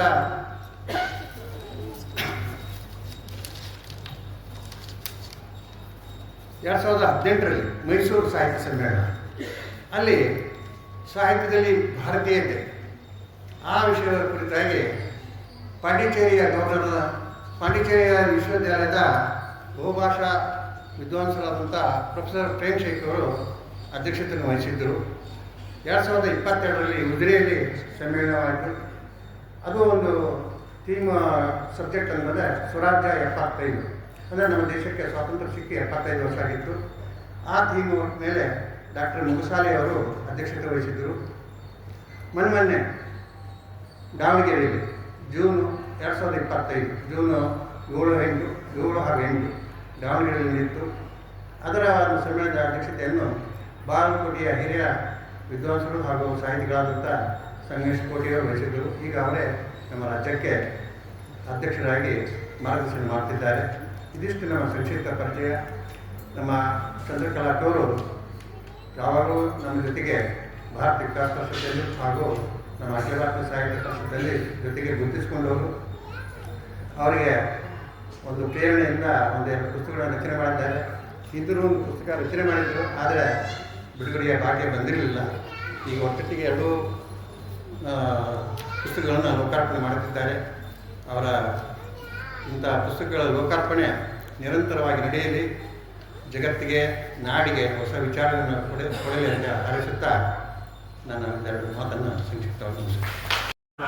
2 ಕೃತಿಗಳ ಲೋಕಾರ್ಪಣೆ ಅತ್ಯಂತ ವಿಜೃಂಭಣೆಯಿಂದ ಲೋಕಾರ್ಪಣೆ ಮಾಡಿದರು. ಇಲ್ಲಿ ಬಹಳಷ್ಟು ಜನ ಕಳ್ಳು ಬೀಳಿ ಸಂಬಂಧ ಹೆಂಗಂದ್ರೆ ಚಂದ್ರಕಲಾ ಐಲಿಯವರ ಎಲ್ಲ ಕಳ್ಳು ಬೀಳಿ ಸಂಬಂಧ, ಸೋದರ ಸಂಬಂಧ, ತಾಯಿ ಅಕ್ಕ ತಂಗಿ ಎಲ್ಲ ಸಂಬಂಧಗಳ ಒಂದು ಎಲ್ಲೆಯನ್ನು ದಾಟಿ ಬಹಳಷ್ಟು ಸ್ತ್ರೀಯರು, ಅಕ್ಕಂದಿರು, ತಾಯಿಯರು ಎಲ್ಲ ಬಹಳಷ್ಟು ಜನ ನೆರೆದಿದ್ರು. ಈ ಸಭೆ ಅರ್ಥಪೂರ್ಣವಾಗಿರುವಂತಹ ನನ್ನ ಅನಿಸಿಕೆ. ಅಖಿಲ ಭಾರತೀಯ ಸಾಹಿತ್ಯ ಪರಿಷತ್ತಿನ ವತಿಯಿಂದ ಇಲ್ಲಿಯವರೆಗೆ ಸುಮಾರು ಪುಸ್ತಕಗಳ ಲೋಕಾರ್ಪಣೆ, ವಿವಿಧ ಕಾರ್ಯಕ್ರಮಗಳು, ಚಿಂತನಗೋಷ್ಠಿ, ವಿಮರ್ಶಾಗೋಷ್ಠಿ ಮತ್ತು ಕವಿಗೋಷ್ಠಿಗಳನ್ನು ನಾವು ಏರ್ಪಡಿಸಿದ್ದೀವಿ. ಅಖಿಲ ಭಾರತೀಯ ಸಾಹಿತ್ಯ ಪರಿಷತ್ ಅಂದರೆ ಒಂದೇ ಭಾಷೆಗೆ ಸೀಮಿತ ಇಲ್ಲ. ಇದು ಕನ್ನಡ ನಾಡಿನಲ್ಲಿ ಕನ್ನಡ, ಬೇರೆ ಬೇರೆ ರಾಜ್ಯದಲ್ಲಿ ಆಯಾ ಭಾಷೆ. ಹೀಗಾಗಿ ನಾವು ಬಹುಭಾಷೆ ಕವಿಗೋಷ್ಠಿ 1 ಸಲ ಮಾಡಿದ್ದೀವಿ ಗಂಗಾವತಿಯಲ್ಲಿ. ಅಖಿಲ ಭಾರತೀಯ ಸಾಹಿತ್ಯ ಪರಿಷತ್ ವತಿಯಿಂದ ತೆಲುಗು, ತಮಿಳು, ಕನ್ನಡ, ಹಿಂದಿ, ಉರ್ದು ಹೀಗೆ ಬಹುಭಾಷಾ ಕವಿಗೋಷ್ಠಿ ಅಧ್ಯಕ್ಷ ಸ್ಥಾನವನ್ನು ವಹಿಸಿಕೊಂಡವರು ಪ್ರಯಾಣಿಕರು. ಯಾವ ಭಾಷೆ ಅರ್ಥವಾಯಿತು ಗೊತ್ತಿದ್ದು ಗೊತ್ತಿಲ್ಲ, ಆದರೆ ಕನ್ನಡ ಭಾಷೆ ಮಾತ್ರ ನಮಗೆ ಅರ್ಥವಾದದ್ದು ಸತ್ಯ. ಸುಮಾರು ಕವಿಗೋಷ್ಠಿ ಅಂತಂದ್ರೆ ಎಲ್ಲರೂ ಹೋಗ್ಬಿಡ್ತಾರೆ. ಕವಿಗೋಷ್ಠಿ ಸೇರುವವರು ಯಾರು? ಬರಹಗಾರರು ಮಾತ್ರ. ಕವಿಗಳು, ಕವಿತ್ರಿಯರು, ಅಧ್ಯಯನಶೀಲರು ಅಥವಾ ಏನೋ ಜಸ್ಟ್ ಟೈಮ್ ಪಾಸ್ಗೆ ಬಂದಂತ ವಯಸ್ಸಾದವರು ಒಂದು ಕೂತಿರ್ತಾರೆ.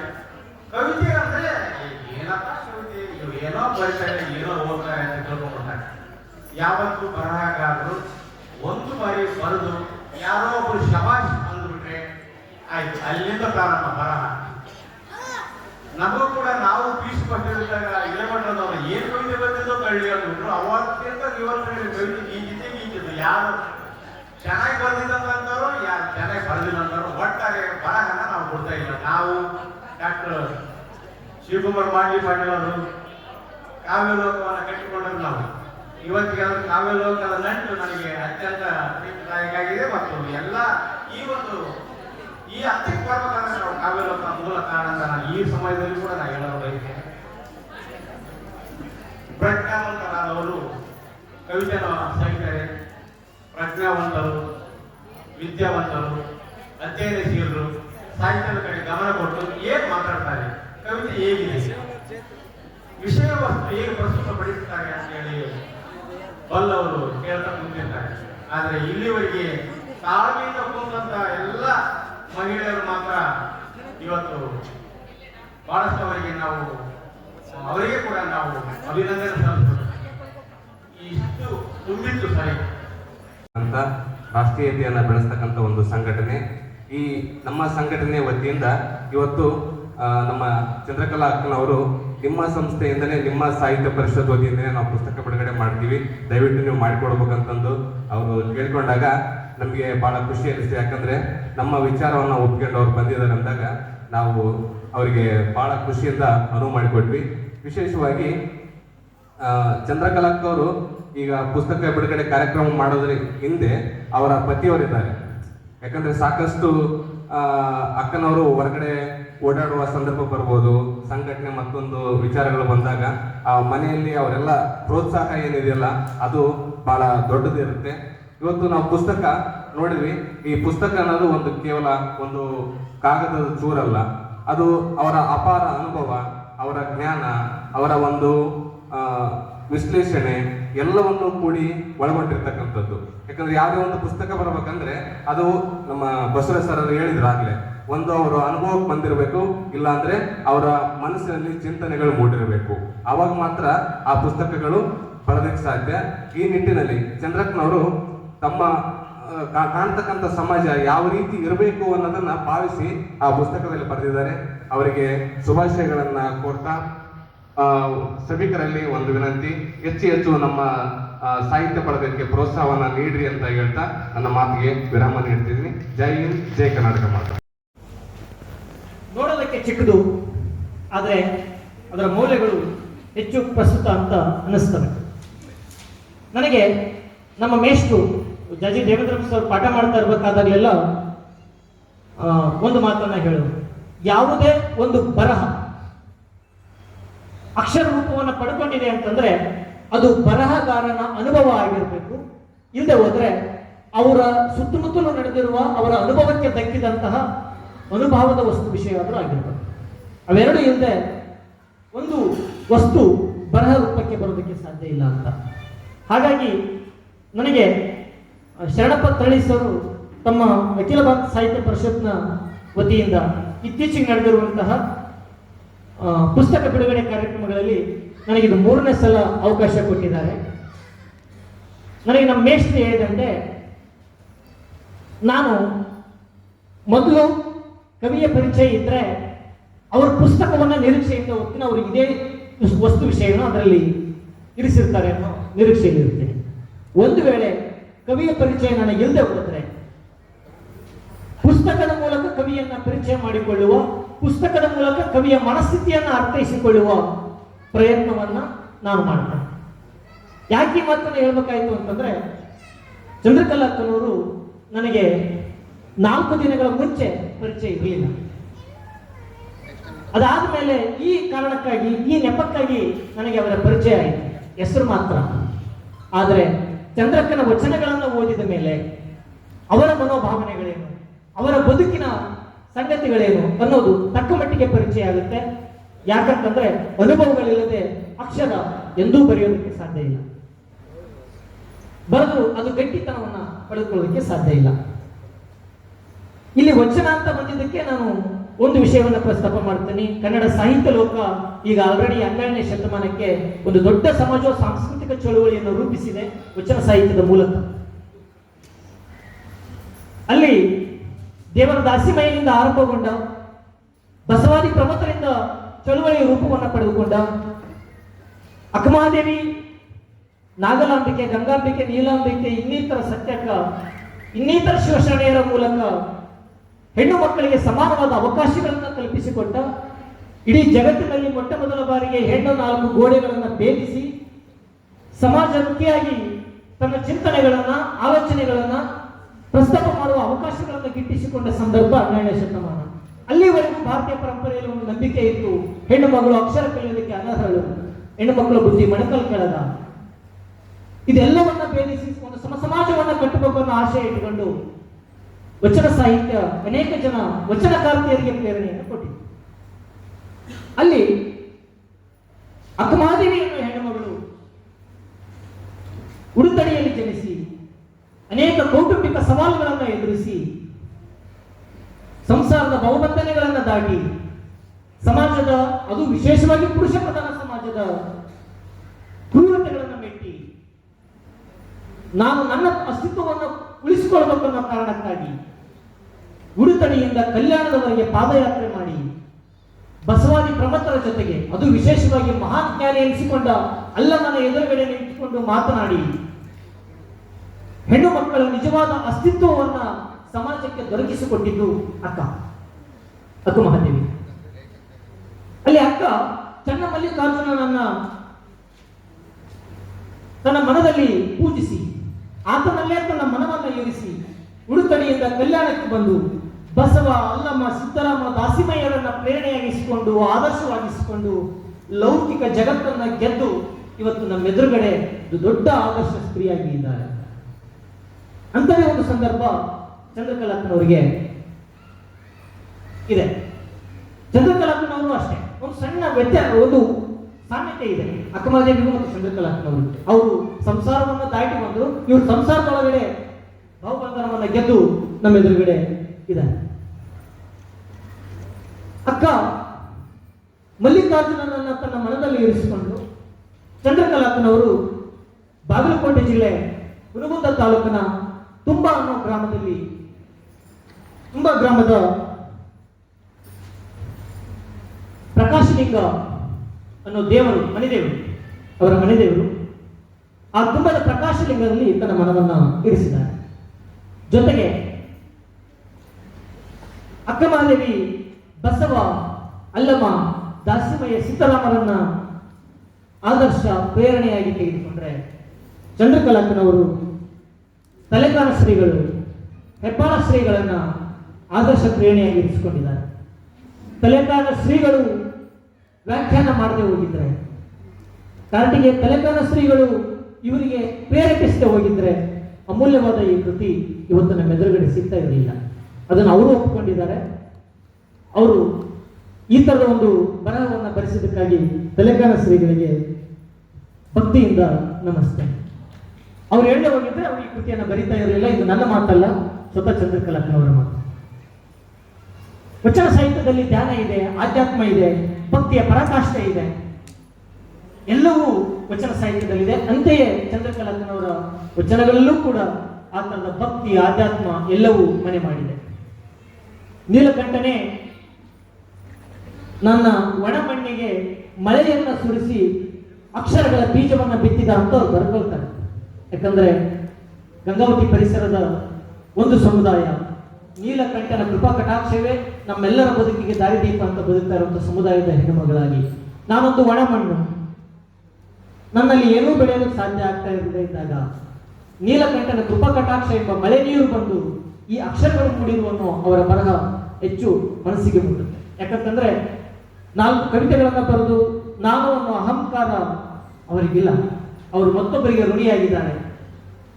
ಕವಿತೆಗಳಲ್ಲಿ ಋಣಿಯಾಗಿರೋದನ್ನು ಪ್ರಸ್ತಾಪಿಸ್ತಾರೆ, ವಚನಗಳಲ್ಲಿ ನಾವು ಋಣಿಯಾಗಿರೋದನ್ನು ಪ್ರಸ್ತಾಪಿಸ್ತಾರೆ. ಇದು ಅವರ ಸರಳತೆ ಇರುವಂತಹ ಸಾಕ್ಷಿ. ಅವರು ಭಕ್ತಿಯನ್ನು ಕರೀತಾರೆ, ಸಂಸ್ಕೃತ ಮನೆತನದ ಹೆಣ್ಣು ಮಗಳು ಅನ್ನೋದಕ್ಕೆ ಸಾಕ್ಷಿ. ಜೊತೆಗೆ ವಚನ ಸಾಹಿತ್ಯದ ಆಶಯಗಳೆಲ್ಲವೂ ಇಲ್ಲಿ ಮೂಡಿ ಬರ್ತವೆ. ಒಂದು ಕಡೆ ಚಂದ್ರಕಲಾ ಅಕ್ಕನವರು ಬರೀತಾರೆ, ಗೆದ್ದಲು ಕಟ್ಟಿದ ಹುತ್ತದೊಳಗೆ, ಗೆದ್ದಲು ಕಟ್ಟಿದ ಆ ಹುತ್ತದೊಳಗೆ ವಾಸವಾಗಿತ್ತು ಹಾವು. ಹಾವು ನೋಡಿದರೆ ಹೊಡೆಯುವರು, ಹುತ್ತು ನೋಡಿದರೆ ಪೂಜಿಪರು. ಹಾವು ನೋಡಿದರೆ ಹೊಡೆಯುವರು, ಹುತ್ತ ನೋಡಿದರೆ ಪೂಜಿಪರು. ಇಷ್ಟೇ, ಮುಂದೆ ಇದೆ. ಬಟ್ ಈ ಹಾವು ಮತ್ತು ಹುತ್ತಕ್ಕೆ ಒಂದು ಅರ್ಥವನ್ನು ಕಲ್ಪಿಸುವ ಪ್ರಯತ್ನ, ನನ್ನ ತಿಳಿವಿಗೆ ದಕ್ಕಿದ ಹಾಗೆ ಅರ್ಥ ಕಲ್ಪಿಸುವ ಪ್ರಯತ್ನ ನಾನು ಮಾಡಿದ್ದೇನೆ. ಸಾಹಿತ್ಯವೇ ಹಾಗೆ, ಒಬ್ಬೊಬ್ಬರು ಓದಿದಂತೆ ಒಂದೊಂದು ರೀತಿಯಲ್ಲಿ ಅರ್ಥವಾಗ್ತಾ ಹೋಗುತ್ತೆ. ನನಗೆ ಈ ವಚನ ಅರ್ಥವಾದಂತೆ ನಾನು ವಿವರಿಸುವ ಪ್ರಯತ್ನ ಮಾಡ್ತೇನೆ. ಹಾವು ನೋಡಿದರೆ ಹೊಡಿತಾರೆ, ಹುತ್ತ ನೋಡಿದರೆ ಪೂಜಿಸ್ತಾರೆ. ಮನುಷ್ಯನಿಗೆ ಬಹಳಷ್ಟು ಹೋಲಿಕೆಯಾಗುವಂತಹ, ಮನುಷ್ಯನಿಗೆ ಬಹಳಷ್ಟು ಅನ್ವಯವಾಗುವಂತಹ ಮಾತು. ಯಾಕೆ ಈ ಮಾತನ್ನ ಹೇಳ್ಬೇಕಾಗ್ತದೆ ಅಂತಂದ್ರೆ,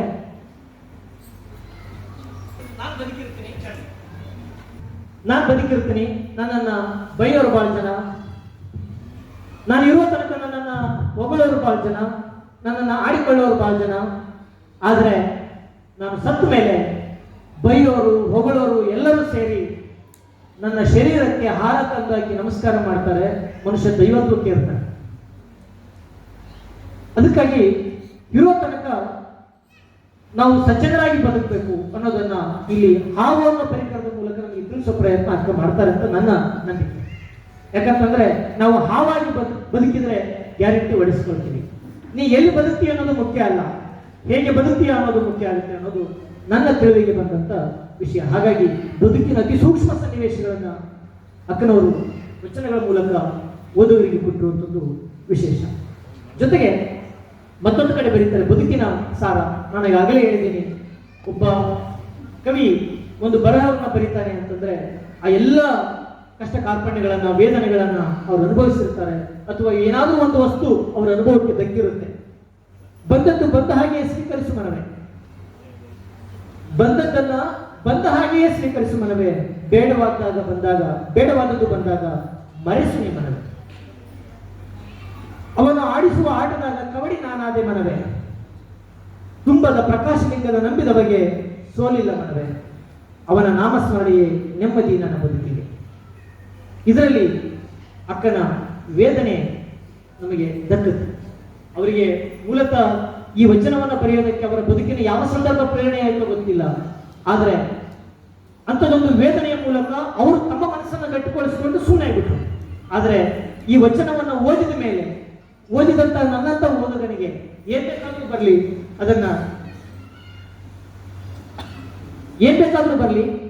ಅದನ್ನ ಸ್ವೀಕರಿಸುವಂತ ಮನಸ್ಸು, ಗಟ್ಟಿ ಮನಸ್ಸು ನಮಗಿರ್ಲಿ ಅನ್ನೋದನ್ನ ಪರಿಚಯಿಸಿದಂತ ಅಕ್ಕನವರಿಗೆ ನಾವು ಋಣಿಯಾಗಿರ್ಬೇಕಾಗ್ತದೆ. ಇಷ್ಟಲ್ಲದೆ ಈ ತರದ ಅನೇಕ ವಚನಗಳನ್ನ, ಬದುಕಿಗೆ ಬೇಕಾದಂತ ಅನೇಕ ವಚನಗಳನ್ನ ಅಕ್ಕನವರು ಬರೀತಾರೆ. ಆ ಎಲ್ಲ ವಚನಗಳನ್ನು ಓದ್ತಾ ಬದುಕಿನಲ್ಲಿ ಅನೇಕ ಕಷ್ಟಗಳನ್ನ ಎದುರಿಸಿದಂತ, ನಮ್ಮವರೇ ನಮಗೆ ಬೆನ್ನಿಗೆ ಚೂರಿ ಹಾಕಿ ನಮ್ಮ ಬದುಕನ್ನ ಅಂತ್ಯ ಮಾಡಬೇಕಾದ ಸಂದರ್ಭಗಳಲ್ಲಿ ಮತ್ತೆ ನಾವು ಬದುಕೋದಕ್ಕೆ ಅವಕಾಶಗಳಿದೆ ಅನ್ನೋದನ್ನ ಇಲ್ಲಿಯ ವಚನಗಳು ಸ್ಪಷ್ಟವಾಗಿ ನಮಗೆ ತಿಳಿಸಿಕೊಡ್ತವೆ. ಹಾಗಾಗಿ ಈ ವಚನಗಳನ್ನ ಇದೇನು ನಮಗೆ ಓದೋದಕ್ಕೆ ಹೆಚ್ಚು ಸಮಯ ಬೇಕಾಗೋದಿಲ್ಲ. ಇಲ್ಲಿರುವ ಎಲ್ಲ ಸಹೃದಯರಲ್ಲಿ ನನ್ನದೊಂದು ವಿನಂತಿ, ಈ ವಚನಗಳ ಪುಸ್ತಕ ಬದುಕನ್ನ ಗೆಲ್ತೀನಿ ಅಂತ ಅನ್ನೋರಿಗೆ ಹೆಚ್ಚು ಸ್ಫೂರ್ತಿ ಕೊಡುತ್ತೆ ಅಂದ್ರೆ ತಪ್ಪಾಗಲಾರದು. ಹೀಗೆ ಈ ವಚನಗಳನ್ನು ನೀವೆಲ್ಲರೂ ಪ್ರೀತಿಯಿಂದ ಕೊಂಡು ಓದಿದ್ರೆ, ಅಂದ್ರೆ ದುಡ್ಡು ಕೊಟ್ಟು ತೆಗೆದುಕೊಂಡು ಓದಿದ್ರೆ ಅದಕ್ಕೆ ಸಾರ್ಥಕತೆ ಬರುತ್ತೆ. ಯಾಕಂತಂದ್ರೆ ಪ್ರಕಾಶಕರು ಇರ್ತಾರೆ, ಲೇಖಕರು ಇರ್ತಾರೆ, ಅವರೆಲ್ಲರ ಬದುಕಿನ ಅನ್ನ ಪುಸ್ತಕ ಪ್ರಕಾಶನವೇ ಆಗಿರೋದ್ರಿಂದ ನಾವೆಲ್ಲರೂ ಈ ಪುಸ್ತಕಗಳನ್ನ ಕೊಂಡು ಓದಿದ್ರೆ ಖಂಡಿತ ಈ ಬರಹಕ್ಕೊಂದು ಅರ್ಥ ಬರುತ್ತೆ, ನಮ್ಮ ಬದುಕಿಗೆ ಸಾರ್ಥಕತೆ ಸಿಗುತ್ತೆ ಅನ್ನೋ ಮಾತುಗಳನ್ನು ಹೇಳಿ ಅವಕಾಶಕ್ಕಾಗಿ ನಾನು ಅಖಿಲ ಭಾರತ ಸಾಹಿತ್ಯ ಪರಿಷತ್ನ ಅಧ್ಯಕ್ಷರಾದಿಯಾಗಿ ಎಲ್ಲ ಪದಾಧಿಕಾರಿಗಳಿಗೆ ಆಭಾರಿಯಾಗಿರ್ತೇನೆ. ಜೊತೆಗೆ ಶ್ರೀಮತಿ ಚಂದ್ರಕಲಾ ಅಕ್ಕನವರಿಗೆ ಈ ಮೂಲಕ ಶುಭವನ್ನು ಹಾರೈಸಿ ಅವರ ಸಾಹಿತ್ಯ ಸೇವೆ ಹೀಗೆ ಮುಂದುವರಿಯಲಿ, ಜೊತೆಗೆ ಸಾಹಿತ್ಯ ವಲಯದಲ್ಲಿ ಅವರಿಗೆ ಮನ್ನಣೆಗಳು ಸಿಗಲಿ, ಗೌರವಗಳು ಸಿಗಲಿ ಅಂತ ಆಶಿಸ್ತಾ ಅವಕಾಶಕ್ಕಾಗಿ ಮತ್ತೊಮ್ಮೆ ಮಗದೊಮ್ಮೆ ಎಲ್ಲರಿಗೂ ಧನ್ಯವಾದಗಳನ್ನು ಅರ್ಪಿಸ್ತಾ ಮಾತಿಗೆ ಪೂರ್ಣ ವಿರಾಮವನ್ನು ಸಲ್ಲಿಸ್ತೇನೆ. ನಮಸ್ಕಾರ. ಸಾಹಿತ್ಯ ವಲಯದಲ್ಲಿ ಅದು ದಾಖಲಾಗದೆ ಉಳಿದಿರುವಂಥದ್ದೇ ಹೆಚ್ಚು. ಕವಿರಾಜ ಮಾರ್ಗ ಪೂರ್ವಕ್ಕೂ ಹಿನ್ನೆಲೆ ಇರುವಂತ ಜನಪದ ಇವತ್ತಿನವರೆಗೂ ಜೀವಂತವಾಗಿ ಉಳ್ಕೊಂಡು ಬಂದಿದೆ. ನಾವು ನೀವೆಲ್ಲ ಆ ಜನಪದವನ್ನ ಕೇಳ್ತಾ ಆ ಜನಪದ ಸಾಹಿತ್ಯಕ್ಕೆ ಕಿವಿಯಾಗಿದ್ದೇವೆ ಅನ್ನೋದೇ ನಮ್ಮೆಲ್ಲರ ಧನ್ಯ. ಆದರೆ 2020ರ ದಶಕದ ನಂತರದ ಮಕ್ಕಳಿಗೆ ಇಂಥದ್ದೊಂದು ಜನಪದ ಸಾಹಿತ್ಯ ದಕ್ಕದೆ ಹೋಗಿರುವಂಥದ್ದು ವಿಷಾದನೀಯ ಸಂಗತಿ. ಹಾಗಾಗಿ ನಂತರದ ಪೀಳಿಗೆಗೆ ಜನಪದ ಸಾಹಿತ್ಯದ ಬೇರುಗಳನ್ನು ಹುಡುಕಿಕೊಡುವ ಪ್ರಯತ್ನ ಹಾಡೋದನ್ನ ಹಾಡುವೆನು ಎಂಬ ಕೃತಿಯ ಮೂಲಕ ಚಂದ್ರಕಲಾ ಅಕ್ಕನವರು ಮಾಡಿದ್ದಾರೆ ಅಂದರೆ ತಪ್ಪಾಗದು. ಇದನ್ನ ಅವರು ಯಾವುದೋ ಅಭಿಮಾನಕ್ಕಾಗಿಯೋ ಅಂಧಾಭಿಮಾನಕ್ಕಾಗಿಯೋ ದಾಖಲಿಸಿದ್ರು ಇವತ್ತಿನ ಕಾಲಕ್ಕೆ ಅದು ಹೆಚ್ಚು ಅಗತ್ಯ ಅಂತ ಭಾವಿಸ್ತೇವೆ. ಶ್ರೀಮತಿ ಪಕ್ಕಿರಮ್ಮ ಐಲಿ ತಾವರ್ಗೇರ ಹಾಗೂ ಶ್ರೀಮತಿ ಶಕುಂತಲಮ್ಮ ಇವರು ಹಾಡಿದ ಹಾಡುಗಳನ್ನು ಕೇಳಿಸಿಕೊಂಡ ಚಂದ್ರಕ್ಕನವರಿಗೆ ಅದನ್ನು ದಾಖಲು ಮಾಡುವ ಮನಸ್ಸಾಗಿದ್ದೇ ವಿಶೇಷ. ಯಾರೋ ಹಾಡ್ತಾರೆ, ಅವುಗಳನ್ನ ಕೇಳಿಸ್ಕೊಳ್ತೀವಿ, ಅಲ್ಲೇ ಬಿಟ್ಟು ಮನೆಗೆ ಬರ್ತೀವಿ. ಆದರೆ ಅವುಗಳನ್ನು ಹಿಡಿದಿಟ್ಟು ದಾಖಲು ಮಾಡುವಂತ ಒಂದು ಮನಸ್ಸು ಮಾಡಿದ್ದು ಅವರ ಸಾಹಿತ್ಯ ಪ್ರೇಮಕ್ಕಿರುವ ಸಾಕ್ಷಿ ಅಂತಂದ್ರೆ ತಪ್ಪಾಗಲ್ಲ. ಯಾಕಂತಂದ್ರೆ ಇವತ್ತು ಆಧುನಿಕೋತ್ತರ ಚಿಂತನೆಗಳಲ್ಲಿ ಮುಳುಗಿರುವ ನಾವೆಲ್ಲ ಜನಪದವನ್ನ ಕಡೆಗಾಣಿಸ್ತಾ ಇತ್ತೀಚೆಗೆ ಕಾರ್ಯಕ್ರಮಗಳಲ್ಲಿ, ತೊಟ್ಟಿಲು ಕಾರ್ಯಕ್ರಮಗಳಲ್ಲಿ, ಸೋಮಾನೆ ಕಾರ್ಯಕ್ರಮಗಳಲ್ಲಿ ಕ್ಯಾಸೆಟ್ ಮೂಲಕ ಗೀತೆಗಳನ್ನು ಕೇಳುವಂತ ದುರಂತ ಸನ್ನಿವೇಶದಲ್ಲಿರುವಾಗ ಇಂಥದ್ದೊಂದು ಗೀತೆಗಳು ಮುಂದಿನ ಪೀಳಿಗೆಗೆ ಆಸ್ತಿ ಅಂತಂದ್ರೆ ಅದು ತಪ್ಪಾಗಿಲ್ಲ. ತಾವರ್ಗೇರ ಅದು ಬಯಲುಸೀಮೆಯ ನಾಡು. ಅಲ್ಲಿ ಇವತ್ತಿಗೂ ಕೂಡ ಆ ಭಾಗದಲ್ಲಿ ಜನಪದ ಜೀವಂತ ಇದೆ. ನಮ್ಮ ಗಂಗಾವತಿ ಪರಿಸರ ಹೋಲಿಸಿಕೊಂಡ್ರೆ ಅಲ್ಲಿ ಹೆಚ್ಚು ಜನಪದ ಸಾಹಿತ್ಯ ಜೀವಂತವಾಗಿದೆ. ಕೃಷಿ ಆಚರಣೆಗಳು ಇನ್ನೂ ಜೀವಂತವಾಗಿದ್ದಾವೆ. ನಾವು ನೀರಾವರಿ ಬಂದ ಮೇಲೆ ಈ ಭಾಗದ ಜನ ಕೃಷಿ ಆಚರಣೆಗಳನ್ನ ಮರೆತು ಆಧುನಿಕ ಪರಿಕರಗಳಿಗೆ ಒಳಗಾಗಿ ಹಣದ ಹಿಂದೆ ಬಿದ್ದು ಜನಪದವನ್ನ ನಾವು ಮರೀತಾ ಇದ್ದೇವೆ. ಆದರೆ ತಾವರಿಗೆಯಾದಂಥ ಬಯಲುಸೀಮೆ ನಾಡಿನಲ್ಲಿ ಇನ್ನೂ ಜನಪದ ಜೀವಂತ ಇದೆ. ವೈಯಕ್ತಿಕವಾಗಿ ನನಗೆ ಈ ಹಾಡುಗಳು ಹೆಚ್ಚು ಇಷ್ಟ ಆಗ್ತಾ ಇರೋದು ಯಾಕಂತಂದ್ರೆ, ನಾನು MA ಓದ್ತಾ ಇರಬೇಕಾದಾಗ ನನಗೆ ಕಲಿಸಿದ ಮೇಷ್ಟ್ರು ಡಾಕ್ಟರ್ ಜಿ ದೇವೇಂದ್ರಪ್ಪನವರು ಕೊಪ್ಪಳ ಪರಿಸರದ ಕೃಷಿ ಸಂಸ್ಕೃತಿ ಮತ್ತು ಸಾಹಿತ್ಯ ಅನ್ನೋ ಶೀರ್ಷಿಕೆಯಲ್ಲಿ ಒಂದು ಸಂಶೋಧನಾ ಕೆಲಸವನ್ನು ಕೊಟ್ಟಾಗ ತಾವರಿಗೆರ ಸುತ್ತಮುತ್ತ ಇರುವಂತಹ ಅನೇಕ ಹಳ್ಳಿಗಳಲ್ಲಿ ನನ್ನ ಮೂಲ ಊರು ಸಾಸ್ವಿಹಾಳ, ಜುಮಲಾಪುರ, ಮುದೇನೂರು ಮತ್ತು ತಾವರಿಗೆರದ ಅನೇಕ ಸುತ್ತಮುತ್ತ ಉಲೇಯಿದ ದಾಟಿದ ನಂತರ ನನಗೆ ಹೆಚ್ಚು ಜನಪದ ಸಾಹಿತ್ಯ ಲಭ್ಯ ಆಗ್ತದೆ. ಆದರೆ ಹಾಡೋದನ್ನ ಹಾಡುವೆನು ಕೃತಿಯಲ್ಲಿ 2 ಭಾಗ ನಾವು ಮಾಡಿಕೊಂಡ್ರೆ, ಮೊದಲ ಭಾಗ ಈಗ ಆಲ್ರೆಡಿ ನಮ್ಮ ಸಾಹಿತ್ಯ ವಲಯದಲ್ಲಿ ದಾಖಲಾಗಿರುವಂತಹ ಹಾಡುಗಳಿದೆ. ಆ ಎಲ್ಲ ಹಾಡುಗಳು ಆಲ್ರೆಡಿ ನಮ್ಮ ಸಾಹಿತ್ಯ ಚರಿತ್ರೆಯಲ್ಲಿ ದಾಖಲಾಗಿದ್ದಾವೆ. ಕೀರ್ತನೆಗಳಿದೆ, ಭಜನೆಗಳಿದೆ, ಭಕ್ತಿಗೀತೆಗಳಿದೆ, ಭಾವಗೀತೆಗಳಿದೆ. ಇದೆಲ್ಲ ಮೊದಲ ಭಾಗಕ್ಕೆ. ಚಂದ್ರಕಲಾರವರು ಈ ಹಾಡನ್ನು ದಾಖಲಿಸಬೇಕಾದಾಗ ಆರಂಭಕ್ಕೆ ಬರೀತಾರೆ, ಶ್ರೀಮತಿ ಫಕೀರಮ್ಮ ಮತ್ತು ಶಕುಂತಲಮ್ಮ ಇವರ ಹಾಡಿದ ಹಾಡುಗಳು ಅಂತ. ನಮ್ಮ ಭಾಗದಲ್ಲಿ ವಚನ ಸಾಹಿತ್ಯವನ್ನ, ಕೀರ್ತನ ಸಾಹಿತ್ಯವನ್ನ ಜನರ ನಾಲಿಗೆಯ ಮೇಲೆ ಜೀವಂತ ಇರಿಸಿಕೊಂಡಿದ್ದಾರೆ ಮತ್ತು ಈ ಕಾಲಕ್ಕೆ ಅವರು ಜೀವಂತವಾಗಿ ಇರಿಸಿಕೊಂಡಿದ್ದಾರೆ ಅನ್ನೋದೇ ತುಂಬಾ ಆಶ್ಚರ್ಯದ ಸಂಗತಿ. ಯಾಕೆ ಈ ಮಾತನ್ನ ಹೇಳ್ತಾ ಇದ್ದೀವಿ ಅಂತಂದ್ರೆ, ಸಾಹಿತ್ಯವನ್ನು ಓದಿಕೊಂಡ, ಸಾಹಿತ್ಯದಲ್ಲೇ ವಿದ್ಯಾಭ್ಯಾಸವನ್ನು ಪೂರೈಸಿದಂತ ನನ್ನಂತಹ ಎಷ್ಟೋ ಜನರಿಗೆ ಇವತ್ತಿಗೂ ಕೆಲವು ಜನ ಕೀರ್ತನಕಾರರ ಹೆಸರು ಗೊತ್ತಿರಬಹುದು, ಕೆಲವು ಜನ ವಚನಕಾರರ ಹೆಸರು ಗೊತ್ತಿರಬಹುದು.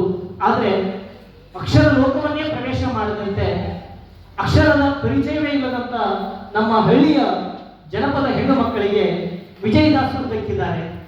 ಪುರಂದರದಾಸರು, ವಿಜಯ ವಿಠಲದಾಸರು, ಶ್ರೀಪಾದರಾಜರು, ಕನಕದಾಸರು ಮುಂತಾದ ಕೀರ್ತನೆಕಾರರು ಅವರಿಗೆ ದಕ್ಕಿ ಅವರ ಸಾಹಿತ್ಯದ ಸವಿ ಇವರ ನಾಲಿಗೆಗೆ ಬಂದು ಅದು ಇನ್ನೂ ಜೀವಂತವಾಗಿದ್ದು, ಆ ಸವಿ ಜಯಮ್ಮ ಚಂದ್ರಕಲಾರವರಿಗೆ ತಲುಪಿ ಅದು ಇವತ್ತು ಅಕ್ಷರ ರೂಪ ಪಡೆದುಕೊಂಡಿರುವುದು ತೀವ್ರ ವಿಶೇಷ. ಇಲ್ಲಿರುವಂತಹ ಅರ್ಧದಷ್ಟು ಹಾಡುಗಳ ಬಗ್ಗೆ ನಾನು ಹೆಚ್ಚು ಮಾತಾಡೋದಕ್ಕೆ ಹೋಗೋದಿಲ್ಲ. ಯಾಕಂತಂದ್ರೆ, ಒಂದು ಈಗಾಗಲೇ ಸಾಹಿತ್ಯದಲ್ಲಿ ದಾಖಲಾಗಿದೆ. ಕನ್ನಡದ ಮೇರು ವಿಮರ್ಶಕರು ಈ ಸಾಹಿತ್ಯವನ್ನ ದಾಖಲು ಮಾಡಿ ಅದರ ಮೇಲೆ ವ್ಯಾಖ್ಯಾನಗಳನ್ನ ಮಾಡಿದ್ದಾರೆ. ನನಗೆ ತೀರಾ ಆಸಕ್ತಿ ಇರುವಂತಹ ವಿಷಯ ಈ ಪುಸ್ತಕದ ಇನ್ನರ್ಧ ಭಾಗ ಸಂಪೂರ್ಣವಾಗಿ ಜನಪದ ಸಾಹಿತ್ಯ. ಬೇಂದ್ರೆಯವರಿಂದ ಸಾಹಿತ್ಯದ ಗಂಗೋತ್ರಿ ಅಂತ ಕರೆಸಿಕೊಂಡಿರುವಂತಹ, ತ್ರಿಪದಿಯ ಮೂಲ ಬೇರುಗಳಿರುವಂತಹ, ಅಲಸಂಗಿ ಗೆಳೆಯರು ಸಂಪಾದನೆ ಮಾಡಿದಂತಹ ಗರತಿಯ ಹಾಡುಗಳಲ್ಲಿ ದಾಖಲಾಗಿರುವಂತಹ ಜನಪದ ಗೀತೆಗಳು ಇವತ್ತು ನಮ್ಮ ಭಾಗಕ್ಕೆ ಕೇಳಿಸಿಕೊಳ್ಳೋದಕ್ಕೆ ಸಿಗದೆ ಉಳಿದುಕೊಂಡಿರುವಂಥದ್ದು ದುರಂತದ ಸಂಗತಿ. ಒಬ್ಬ ಸಾಹಿತ್ಯದ ವಿದ್ಯಾರ್ಥಿಯಾಗಿ ನನಗೆ ಈ ತರದ ಗೀತೆಗಳು ನಮ್ಮ ಭಾಗದಲ್ಲಿ ಕೇಳಿಸ್ಕೊಳ್ಳೋದಕ್ಕೆ ಸಾಧ್ಯ ಆಗ್ತಾನೆ ಇಲ್ಲ. ನಾನು ಊರಿಗೆ ಹೋದ್ರೆ, ಡೆಕ್ಕನ್ಕಲ್ಲಿಗೆ ಹೋದ್ರೆ ಸಂಪೂರ್ಣ ನೀರಾವರಿ ಪರಿಸರ, ಅನೇಕ ಕೃಷಿ ಚಟುವಟಿಕೆಗಳು ನಡೀತದೆ, ಟ್ರ್ಯಾಕ್ಟರ್ಗಳಿದೆ, ಟ್ರ್ಯಾಕ್ಟರ್ಗಳಲ್ಲಿ ಹಾಡುಗಳಿದೆ. ಆ ಹಾಡುಗಳಿಗೆ ನಮ್ಮ ಭಾಗದ ಜನಪದ ಅಂತ ಕರೀತಾರೆ. ಆದರೆ 1% ಅದರಲ್ಲಿ ಜನಪದ ಉಳ್ಕೊಂಡಿಲ್ಲ. ಜನಪದಕ್ಕೆ ಮತ್ತೊಂದು ವ್ಯಾಖ್ಯಾನವನ್ನು ಕೊಟ್ಟು ಜನಪದದ ಮೂಲ ಅರ್ಥವನ್ನು ಕೇಳಿಸುವ ಪ್ರಯತ್ನದಲ್ಲಿ ನಮ್ಮ ನೀರಾವರಿ ಪರಿಸರ ಇದೆ ಅನ್ನೋದನ್ನ ಅರಿಸಿಕೊಳ್ಳಕ್ಕೆ ಆಗದೇ ಇರುವಂತ ಒಂದು ಸತ್ಯ. ಗಂಗಾವತಿಯ ಪರಿಸರ ಸಂಪೂರ್ಣವಾಗಿ ಜನಪದದ ವಿಷಯಕ್ಕೆ ಬಂದರೆ ನಾವು ತುಂಬಾ ದೂರ ಸರಿಸುವಂಥದ್ದು ಅರಗಿಸಿಕೊಳ್ಳಲಾಗದ ಸತ್ಯ. ಆದರೆ ಕನಕಗಿರಿ, ಉಲೇದು ಮತ್ತು ಆ ಭಾಗದ ಒಣಭೂಮಿ ಪ್ರದೇಶದಲ್ಲಿ ಇವತ್ತಿಗೂ ಜನಪದ ಜೀವಂತವಾಗಿದೆ. ಅಂತ ಒಂದು ಜನಪದದ ತುಣುಕುಗಳನ್ನ ಚಂದ್ರಕಲಾರವರು ಈ ಕೃತಿಯಲ್ಲಿ ದಾಖಲು ಮಾಡುವಂತಹ ಪ್ರಯತ್ನ ಮಾಡಿದ್ದಾರೆ. ಜೊತೆಗೆ ಶರೀಫರ ತತ್ವಪದಗಳಿದೆ. DS ವೆಂಕಟೇಶಮೂರ್ತಿ, ಕುವೆಂಪು, GSS ಜಯಗೋಪಾಲಾಚಾರ್ಯರು, ಕಣವಿ ಇರುವಂತಹ ಭಾವಗೀತೆಗಳು ಇದರಲ್ಲಿದೆ. ನನಗೆ ಆಶ್ಚರ್ಯ ಏನು ಅಂತಂದ್ರೆ, ಅವರ ಆರಂಭದಲ್ಲಿ ಬರೀತಾರೆ ಇದು ಫಕೀರಮ್ಮ ಮತ್ತು ಶಕುಂತಲಮ್ಮನವರು ಬರೆದಿರುವಂತಹ, ಅವರು ಹಾಡಿರುವಂತಹ ಹಾಡುಗಳನ್ನ ನಾನು ದಾಖಲಿಸಿದ್ದೀನಿ ಅಂತ. ಫಕೀರಮ್ಮನವರಿಗೆ, ಶಕುಂತಲಮ್ಮನವರಿಗೆ ಕುವೆಂಪು ದಕ್ಕಿದ್ದು, GSS ದಕ್ಕಿದ್ದು, ಕಣವಿ ದಕ್ಕಿದ್ದು ತೀರಾ ವಿಶೇಷ. ಅತಿ ಪ್ರಾಮಾಣಿಕವಾಗಿ ಒಂದು ಸತ್ಯವನ್ನು ಒಪ್ಪಿಕೊಳ್ಬೇಕು. MA ಕನ್ನಡ ಓದಿರುವಂತಹ, ಸಂಪೂರ್ಣವಾಗಿ ಸಾಹಿತ್ಯವನ್ನೇ ಓದುವಂತಹ ಎಷ್ಟೋ ಜನ ನನ್ನಂತಹ ಸಾಹಿತ್ಯದ ವಿದ್ಯಾರ್ಥಿಗಳಿಗೆ ಚನ್ನವೀರ ಕಣಿವೆಯವರ ಕೃತಿಗಳನ್ನು ಓದುವ ಆಸಕ್ತಿ ಇಲ್ಲ. ಇವತ್ತಿನ ಓದು ಹೇಗೆ ಆಗಿದೆ ಅಂತಂದ್ರೆ, ನಾವು ಬರೀ ಮಾರ್ಕ್ಸ್ ಕಾರ್ಡಿಗಾಗಿ ಓದ್ತೀವಿ, ಸ್ಪರ್ಧಾತ್ಮಕ ಜಗತ್ತಿಗಾಗಿ ಓದ್ತೀವಿ, ಆದರೆ ಸಾಹಿತ್ಯವನ್ನ, ಅದರ ಬೇರನ್ನ ನನ್ನ ಬದುಕಿಗಾಗಿ ಓದ್ತೀನಿ ಅಂತ ಅನ್ನೋರ ಸಂಖ್ಯೆ ಕಡಿಮೆ ಆಗಿರುವಾಗ ಅಂತಹ ಜನಪದದ ಹೆಣ್ಣು ಮಕ್ಕಳು ಕುವೆಂಪುರನ್ನು ದಕ್ಕಿಸಿಕೊಂಡಿದ್ದಾರೆ, ಕಣಿವೆಯವರನ್ನ GSS ಅವರನ್ನು ದಕ್ಕಿಸಿಕೊಂಡಿದ್ದಾರೆ ಅನ್ನೋದೇ ವಿಶೇಷ. ಅವರ ಬಾಯಿಯಿಂದ ಕುವೆಂಪುರವರ ಗೀತೆಗಳನ್ನು ಕೇಳಿ ಇಲ್ಲಿ ದಾಖಲಿಸಿರೋದು ಖುಷಿ ಪಟ್ಟುವಂತಹ ವಿಷಯ. ಜೊತೆಗೆ ನಾನು ಚಿಕ್ಕವನಾಗಿರ್ಬೇಕಾದಾಗ ನಮ್ಮೂರ ದೇಗುಲಗಳ ಮೇಲೆ ಆಡುವ ಭಕ್ತಿಗೀತೆಗಳು, ಮೈಕ್ಗಳಲ್ಲಿ, ಧ್ವನಿವರ್ಧಕಗಳಲ್ಲಿ ನಾವು ಕೇಳಿಸಿಕೊಳ್ಳುವಂಥ ಭಕ್ತಿಗೀತೆಗಳನ್ನು ಅವರು ದಾಖಲಿಸಿದ್ದಾರೆ. ಇದಿಷ್ಟು ಒಂದು ಭಾಗ ಆದರೆ ಮೂಲ ಜನಪದ ಇನ್ನರ್ಧ ಭಾಗದಲ್ಲಿ ಇದೆ. 2010 ಮತ್ತು 20 ದಶಕದಲ್ಲಿ ನನಗಿನ್ನೂ ಆ ಬಗ್ಗೆ ಅನುಭವಗಳು ಇಲ್ಲದೆ ಹೋದರೂ ಕೂಡ ಪುಸ್ತಕ ಓದಿದ ಮೂಲಕ ಒಂದಿಷ್ಟು ವಿಷಯಗಳನ್ನು ತಿಳ್ಕೊಂಡ ಮೇಲೆ ಹಳ್ಳಿಯ ಹೆಣ್ಣು ಮಕ್ಕಳು ಜನಪದವನ್ನ ಅನೇಕ ಆಚರಣೆಗಳ ಮೂಲಕ ಜೀವಂತವಾಗಿರಿಸಿಕೊಂಡು ಬಂದರು. ಒಂದು ಹೆಣ್ಣು ಪ್ರೆಗ್ನೆನ್ಸಿಯಾಗಿ ಆಕೆಗೆ ಸೀಮಂತ ಕಾರ್ಯ ಮಾಡಬೇಕಾದಾಗ ಕೆಲವು ಹಾಡುಗಳನ್ನು ಹಾಡ್ತಾ ಇದ್ರು. ಇವತ್ತು ಅಂಥದ್ದೊಂದು ಸಂಸ್ಕೃತಿ ಕೇವಲ ಅದು ಮಾಡಿಫೈ ಆಗಿದೆ. ಅನೇಕ ತಿಂಡಿ ತಿನಿಸುಗಳು ಸೀಮಂತ ಮಾಡಬೇಕಾದಾಗ ಒಬ್ಬ ಬಸುರು ಹೆಂಗಸಿನ ಮುಂದೆ ಇದೆ, ಆದರೆ ಆಕೆ ಕಿವಿಗೆ ಜನಪದದ, ಅದು ಮೂಲ ಜನಪದದ ಹಾಡುಗಳು ಕೇಳಿಸುವ ಸಂಖ್ಯೆ ಕಡಿಮೆಯಾಗಿದೆ. ಪುರಾಣಗಳ ಪ್ರಕಾರ ಗರ್ಭ ಧರಿಸಿದ ಹೆಣ್ಣು ಮಗಳ ಓದುವ ಓದು, ಕೇಳಿಸಿಕೊಳ್ಳುವ ಮಾತು, ಅದೆಲ್ಲವೂ ಮುಂದೆ ಮಗುವಿನ ಭವಿಷ್ಯದ ಮೇಲೆ ಪರಿಣಾಮ ಬೀರುತ್ತದೆ ಎಂಬ ಬಹುದೊಡ್ಡ ನಂಬಿಕೆ ನಮ್ಮ ಭಾರತೀಯ ಪರಂಪರೆಯಲ್ಲಿದೆ. ಅದಕ್ಕೆ ಬಹುದೊಡ್ಡ ಉದಾಹರಣೆ ಅರ್ಜುನ ಮತ್ತು ಅಭಿಮನ್ಯುವಿನ ಪ್ರಸಂಗ. ಅಭಿಮನ್ಯು ಗರ್ಭದಲ್ಲಿ ಇರಬೇಕಾದಾಗಲೇ ಯುದ್ಧವನ್ನ, ಅದು ವಿಶೇಷವಾಗಿ ಚಕ್ರವ್ಯೂಹವನ್ನ ಭೇದಿಸುವಂತಹ ಕಥೆಯನ್ನ ಕೇಳುವಂತಹ ಸನ್ನಿವೇಶ. ಆ ಉದ್ದೇಶವನ್ನು ಇಟ್ಕೊಂಡೆ ಸೀಮಂತ ಮಾಡಬೇಕಾದಾಗ ಸೀಮಂತದ ಕಾರ್ಯಕ್ರಮದಲ್ಲಿ ಹೆಣ್ಣು ಮಗಳ ಮುಂದೆ ಹಾಡುಗಳನ್ನ ಹಾಡ್ತಾ ಇದ್ರು. ಅದೆಲ್ಲವೂ ಆಕೆಯ ಬದುಕಿಗೆ ಬೇಕಾಗಿತ್ತು, ಮಗುವಿನ ಭವಿಷ್ಯದ ಕುರಿತಾಗಿತ್ತು. ಆದರೆ ಇತ್ತೀಚೆಗೆ ಹೆಣ್ಣು ಮಕ್ಕಳು ಬದಲಾಗಿದ್ದಾರೆ ಅನ್ನೋದು ಸತ್ಯ. ನನ್ನ ಅಜ್ಜಿ ಸುಮಾರು ಡಂಕನಕಲ್ನಲ್ಲಿ 1000 ಹೆರಿಗೆ ಮಾಡಿಸಿದ್ದಾರೆ. ಅವರು ಅನೇಕ ಜನ ಹೆಣ್ಣು ಮಕ್ಕಳ ಮುಂದೆ ಮಾತನಾಡಬೇಕಾದಾಗ ಅಲ್ಲಿಯ ಅನುಭವಗಳನ್ನ, ಆಗ ಆಗ್ತಕ್ಕಂಥ ಸನ್ನಿವೇಶಗಳನ್ನ ಹೇಳ್ತಾ ಇರಬೇಕಾದಾಗ ಇವತ್ತು ಬದಲಾಗ್ತಾ ಇರುವಂತಹ ಸನ್ನಿವೇಶಗಳು ಮತ್ತು ಮೊದಲು ಇದ್ದಂತ ಹೆಣ್ಣು ಮಕ್ಕಳ ಗರ್ಭಧಾರಣೆ ಮತ್ತು ಪ್ರಸವದ ಸನ್ನಿವೇಶಗಳನ್ನ ಅವರು ತುಂಬಾ ಸ್ಪಷ್ಟವಾಗಿ ವಿವರಿಸ್ತಾ ಇದ್ರು. ಜನಪದರು ಈ ಬದಲಾವಣೆಗಳನ್ನ ತಮ್ಮ ಹಾಡುಗಳ ಮೂಲಕ ದಾಖಲಿಸಿರೋದು ವಿಶೇಷ. ಜೊತೆಗೆ ಪುರುಷ ಪ್ರಧಾನ ಸಮಾಜವನ್ನ ಒಪ್ಪಿಕೊಂಡು ಬಂದಿದ್ದಾರೆ ಜನಪದರು. ಹಳ್ಳಿಯ ಹೆಣ್ಣು ಮಕ್ಕಳು ಇವತ್ತು ಸ್ತ್ರೀ ಅವನ ಅರ್ಥ ಪರಮಾತ್ಮ ಅತ್ಯಂತ ಸರ್ವಶ್ರೇಷ್ಠ. ಪರಮಾತ್ಮ ಅತ್ಯಂತ ಸರ್ವಶ್ರೇಷ್ಠ. ಭವ ಅಸ್ತಿತ್ವದಲ್ಲಿರುವುದು. ನಾವು ಕೂಡ ದೇವರಲ್ಲಿ ಅಸ್ತಿತ್ವದಲ್ಲಿದ್ದರೆ ಅಸ್ತಿತ್ವವನ್ನು ಪ್ರತಿಪಾದಿಸುವುದು ಪರಾಭವ ಸಂವತ್ಸರ. ಇದು ಪರಾಭವ ಸಂವತ್ಸರ. ನನ್ನ ಕವನದ ಶೀರ್ಷಿಕೆ ಯುಗಾದಿ. ಹೇಮಂತನ ಅವಧಿಯಲ್ಲಿ ತನ್ನೆಲ್ಲ ಎಲೆಗಳನ್ನು ಕಳೆದುಕೊಂಡು ವಸಂತ ಬಂದಾಗ, ಹೇಮಂತನ ಅವಧಿಯಲ್ಲಿ ತನ್ನೆಲ್ಲ ಎಲೆಗಳನ್ನು ಕಳೆದುಕೊಂಡು ವಸಂತ ಬಂದಾಗ ಮತ್ತೆ ಕೊನರತೊಡಗುತ್ತದೆ ಮರಗಳು, ಮತ್ತೆ ಕೊನರತೊಡಗುತ್ತದೆ ಮರಗಳು. ಹಸಿರು ತೋರಣಗಳಿಂದ ಶೃಂಗರಿಸಿ ಪ್ರಕೃತಿಯ ಹೊಸತನದ ಸ್ವಾಗತಕ್ಕೆ ಸಜ್ಜಾಗುತ್ತದೆ. ಹಸಿರು ತೋರಣಗಳಿಂದ ಶೃಂಗರಿಸಿ ಪ್ರಕೃತಿಯ ಹೊಸತನ ಸ್ವಾಗತಕ್ಕೆ ಸಜ್ಜಾಗುತ್ತಿದೆ. ಯುಗದ ಆದಿಯಲ್ಲಿ ಯುಗಾದಿ, ಯುಗದ ಆದಿಯಲ್ಲಿ ಯುಗಾದಿ. ವಸಂತನ ಆಗಮನ ಬರುತ್ತಿದೆ, ವಸಂತನ ಆಗಮನ ಬರುತ್ತಿದೆ. ತರುತ್ತಲಿದೆ ಚಿಗುರನು ಜೊತೆಯಲ್ಲಿ ತರುತ್ತಲಿದೆ, ತರುತ್ತಲಿದೆ ಚಿಗುರನು ಜೊತೆಯಲ್ಲಿ ತರುತ್ತಲಿದೆ. ಎಲ್ಲೆಡೆ ಕಂಪನು ಬೀರುತ್ತಲಿದೆ, ಎಲ್ಲೆಡೆ ಕಂಪನು ಬೀರುತ್ತಲಿದೆ.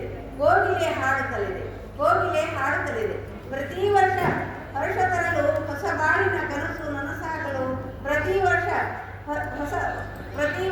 ಹರ್ಷ ತರಲು ಹೊಸ ಬಾಳಿನ ಕನಸು ನನಸಾಗಲು, ಹೊಸ ವರ್ಷ ಸ್ಫೂರ್ತಿಯ ಸೆಲೆಯಾಗಿ, ಹೊಸ ವರ್ಷ ಸ್ಫೂರ್ತಿಯ ಸೆಲೆಯಾಗಿ ನಿಂತು ವಸಂತ ಮಾಸದ ಚಂದ್ರನನ್ನು ನೆನೆದು, ವಸಂತ ಮಾಸದ ಚಂದ್ರನನ್ನು ನೆನೆದು ಗುರು ಹಿರಿಯರ ಆಶೀರ್ವಾದ ಪಡೆದು ಹಬ್ಬ ಮಾಡುವ, ಗುರು ಹಿರಿಯರ ಆಶೀರ್ವಾದ ಪಡೆದು ಹಬ್ಬ ಮಾಡುವ. ನವ ಬದುಕಿನ ಭಾವದಿ ಬದುಕಲು, ನವ ಬದುಕಿನ ಭಾವದಿ ಬದುಕಲು ಹೊಸ ಯುಗಾದಿ ತೆರೆಯಲಿ, ಹೊಸ ಯುಗಾದಿ ತೆರೆಯಲಿ. ಪ್ರೀತಿಯ ಬೆಳದಿಂಗಳಲ್ಲಿ ಭೂಮಿ ಮೈ ಮರೆಯಲಿ ಸಂತಸದಿ, ಪ್ರೀತಿಯ ಬೆಳದಿಂಗಳಲ್ಲಿ ಭೂಮಿ ಮೈ ಮರೆಯಲಿ ಸಂತಸದಿ.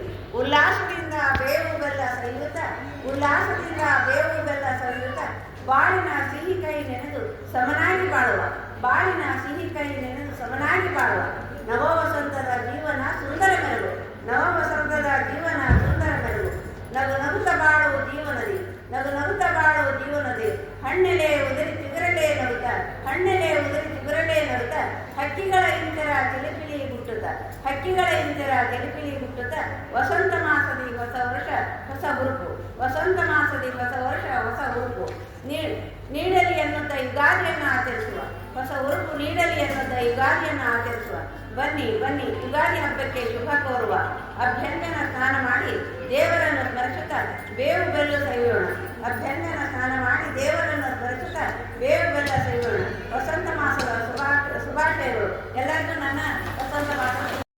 ಯುಗಾದಿ ಬಂದಿದೆ, ಕಾಲ ಸೋರಿ ಹೋಗುತ್ತಿದೆ, ಮಾಡುವುದನ್ನು ಬೇಗ ಮಾಡಿಬಿಡು, ಹೇಳುವುದನ್ನು ಬೇಗ ಹೇಳಿಬಿಡು.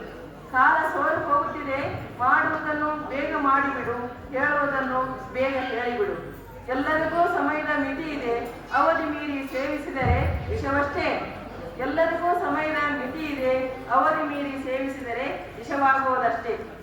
ಪ್ರಕೃತಿಗೆ ಯುಗಾದಿಗೊಮ್ಮೆ ನವತಾರುಣ್ಯ, ಮನುಷ್ಯನ ಬಾಳಿನಲ್ಲಿ ಮಾತ್ರ ಎಲ್ಲವೂ ಒಂದೇ ಬಾರಿ, ಒಂದೇ ಬಾಲ್ಯ, ಒಂದೇ ಯೌವನ. ಪ್ರಕೃತಿಗೆ ಯುಗಾದಿಗೊಮ್ಮೆ ನವತಾರುಣ್ಯ, ಮನುಷ್ಯನ ಬಾಳಿನಲ್ಲಿ ಮಾತ್ರ ಎಲ್ಲವೂ ಒಂದೇ ಬಾರಿ, ಒಂದೇ ಬಾಲ್ಯ, ಒಂದೇ ಯೌವನ. ಮತ್ತೆ ಮತ್ತೆ ಚಿಗುರುವುದಿಲ್ಲ ಯೌವನ, ಮತ್ತೆ ಮತ್ತೆ ಚಿಗುರುವುದಿಲ್ಲ ಯೌವನ.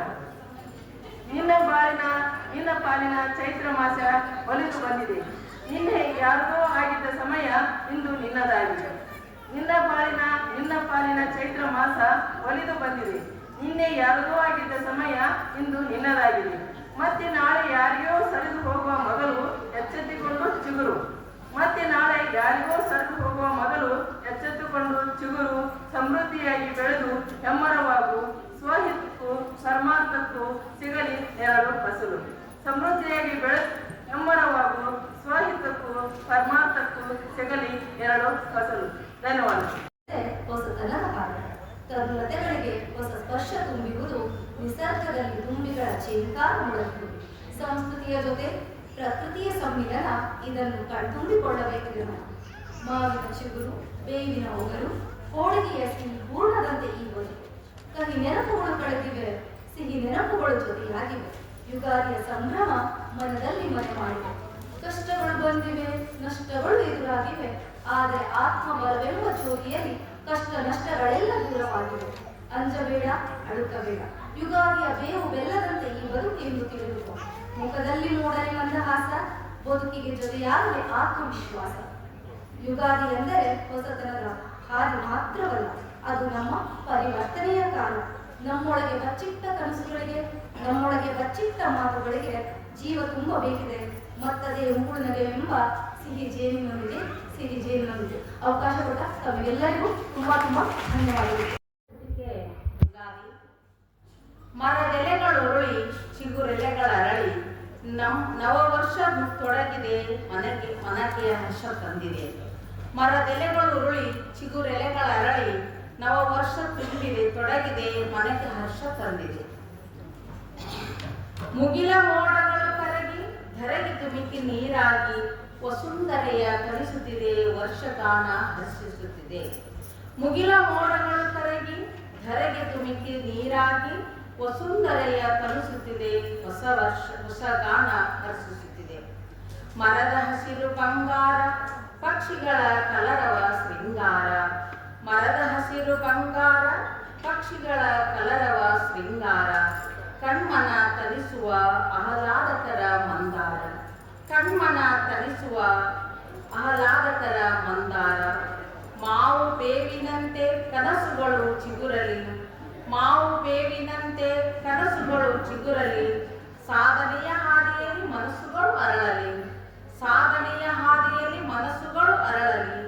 ಬೇವು ಬೆಲ್ಲದಲ್ಲಿ ಬದುಕಿನ ಕಹಿ ಮರೆಯಾಗಲಿ, ಬೇವು ಬೆಲ್ಲದಲ್ಲಿ ಬದುಕಿನ ಕಹಿ ಮರೆಯಾಗಲಿ. ದ್ವೇಷ ಅಸೂಯೆ ದೂರಾಗಲಿ, ಪ್ರೀತಿಯ ದಾರೆ ಹರಿಯಲಿ. ದ್ವೇಷ ಅಸೂಯೆ ದೂರಾಗಲಿ, ಪ್ರೀತಿಯ ದಾರೆ ಹರಿಯಲಿ. ಎಲ್ಲ ಅವಕಾಶಕ್ಕಾಗಿ ಯುಗಾದಿ ನಾನು ಕವನ ಬರೆದಿದ್ದೆ, ಆದರೆ ವಾಟ್ಸಪ್ಪಲ್ಲಿ ಒಂದು ನಿನ್ನೆ ಬಂತು ಈ ಕವನ. ಡಾಕ್ಟರ್ ಶಿವಕುಮಾರ್ ಮಾಜಿ ಪಾಟೀಲ್ ರಚಿಸಿದ್ರು. ಆದರೆ ವಾಸ್ತವ ಬದುಕಿಗೆ ಹತ್ತಿರ ಅನಿಸ್ತಕ್ಕಂತಹ ಕಾರಣ ಇದನ್ನೇ ಓದೋಣ ಅಂತ ಅನಿಸ್ತು. ನಾನು ತಮ್ಮೆಲ್ಲರ ಉದ್ದೇಶನ ಪ್ರಸ್ತುತಪಡಿಸ್ತಾ ಇದ್ದೇನೆ. ಯುಗ ಯುಗಾದಿ, ಕುರಿ ಬಿಸಿಲು ಬಿಸಿ ಗಾಳಿ, ಸುಡು ಭೂಮಿ ಇದ್ದರೂ ಎಳೆಯ ಎಲೆ ಮೊಗ್ಗು ಹೂಗಳಿಂದ ಅರಳಿ ನಿಂತ ಗಿಡ ಮರಗಳು ಸೃಷ್ಟಿಯ ಭರವಸೆ ಮೂಡಿಸಿವೆ. ಸುತ್ತಲೂ ಅತ್ಯಾಚಾರ, ಅನಾಚಾರ, ಭ್ರಷ್ಟಾಚಾರ, ಗಲಭೆ, ಕೋಮು ದಳ್ಳುಗಳ ನಡುವೆಯೂ ಪ್ರೀತಿ, ವಿಶ್ವಾಸ, ಮಾನವೀಯತೆಯ ಹೊಸ ಭಾವಗಳು ಬದುಕಿಗೆ ಭರವಸೆಗಳಾಗಿವೆ. ಅತಿವೃಷ್ಟಿ, ಅನಾವೃಷ್ಟಿ, ಭೂಕಂಪ, ಜಲಪ್ರಳಯಗಳ ಅಲ್ಲೋಲ ಕಲ್ಲೋಲದ ನಂತರವೂ ನೆಲದ ಮೇಲೆ ಬಿದ್ದ ಬೀಜಗಳು ಮೊಳಕೆಯೊಡೆದಿವೆ. ಬಿದ್ದ ಮರದಲ್ಲಿ ಪಕ್ಷಿಗಳು ಮೊಟ್ಟೆ ಇಟ್ಟಿವೆ.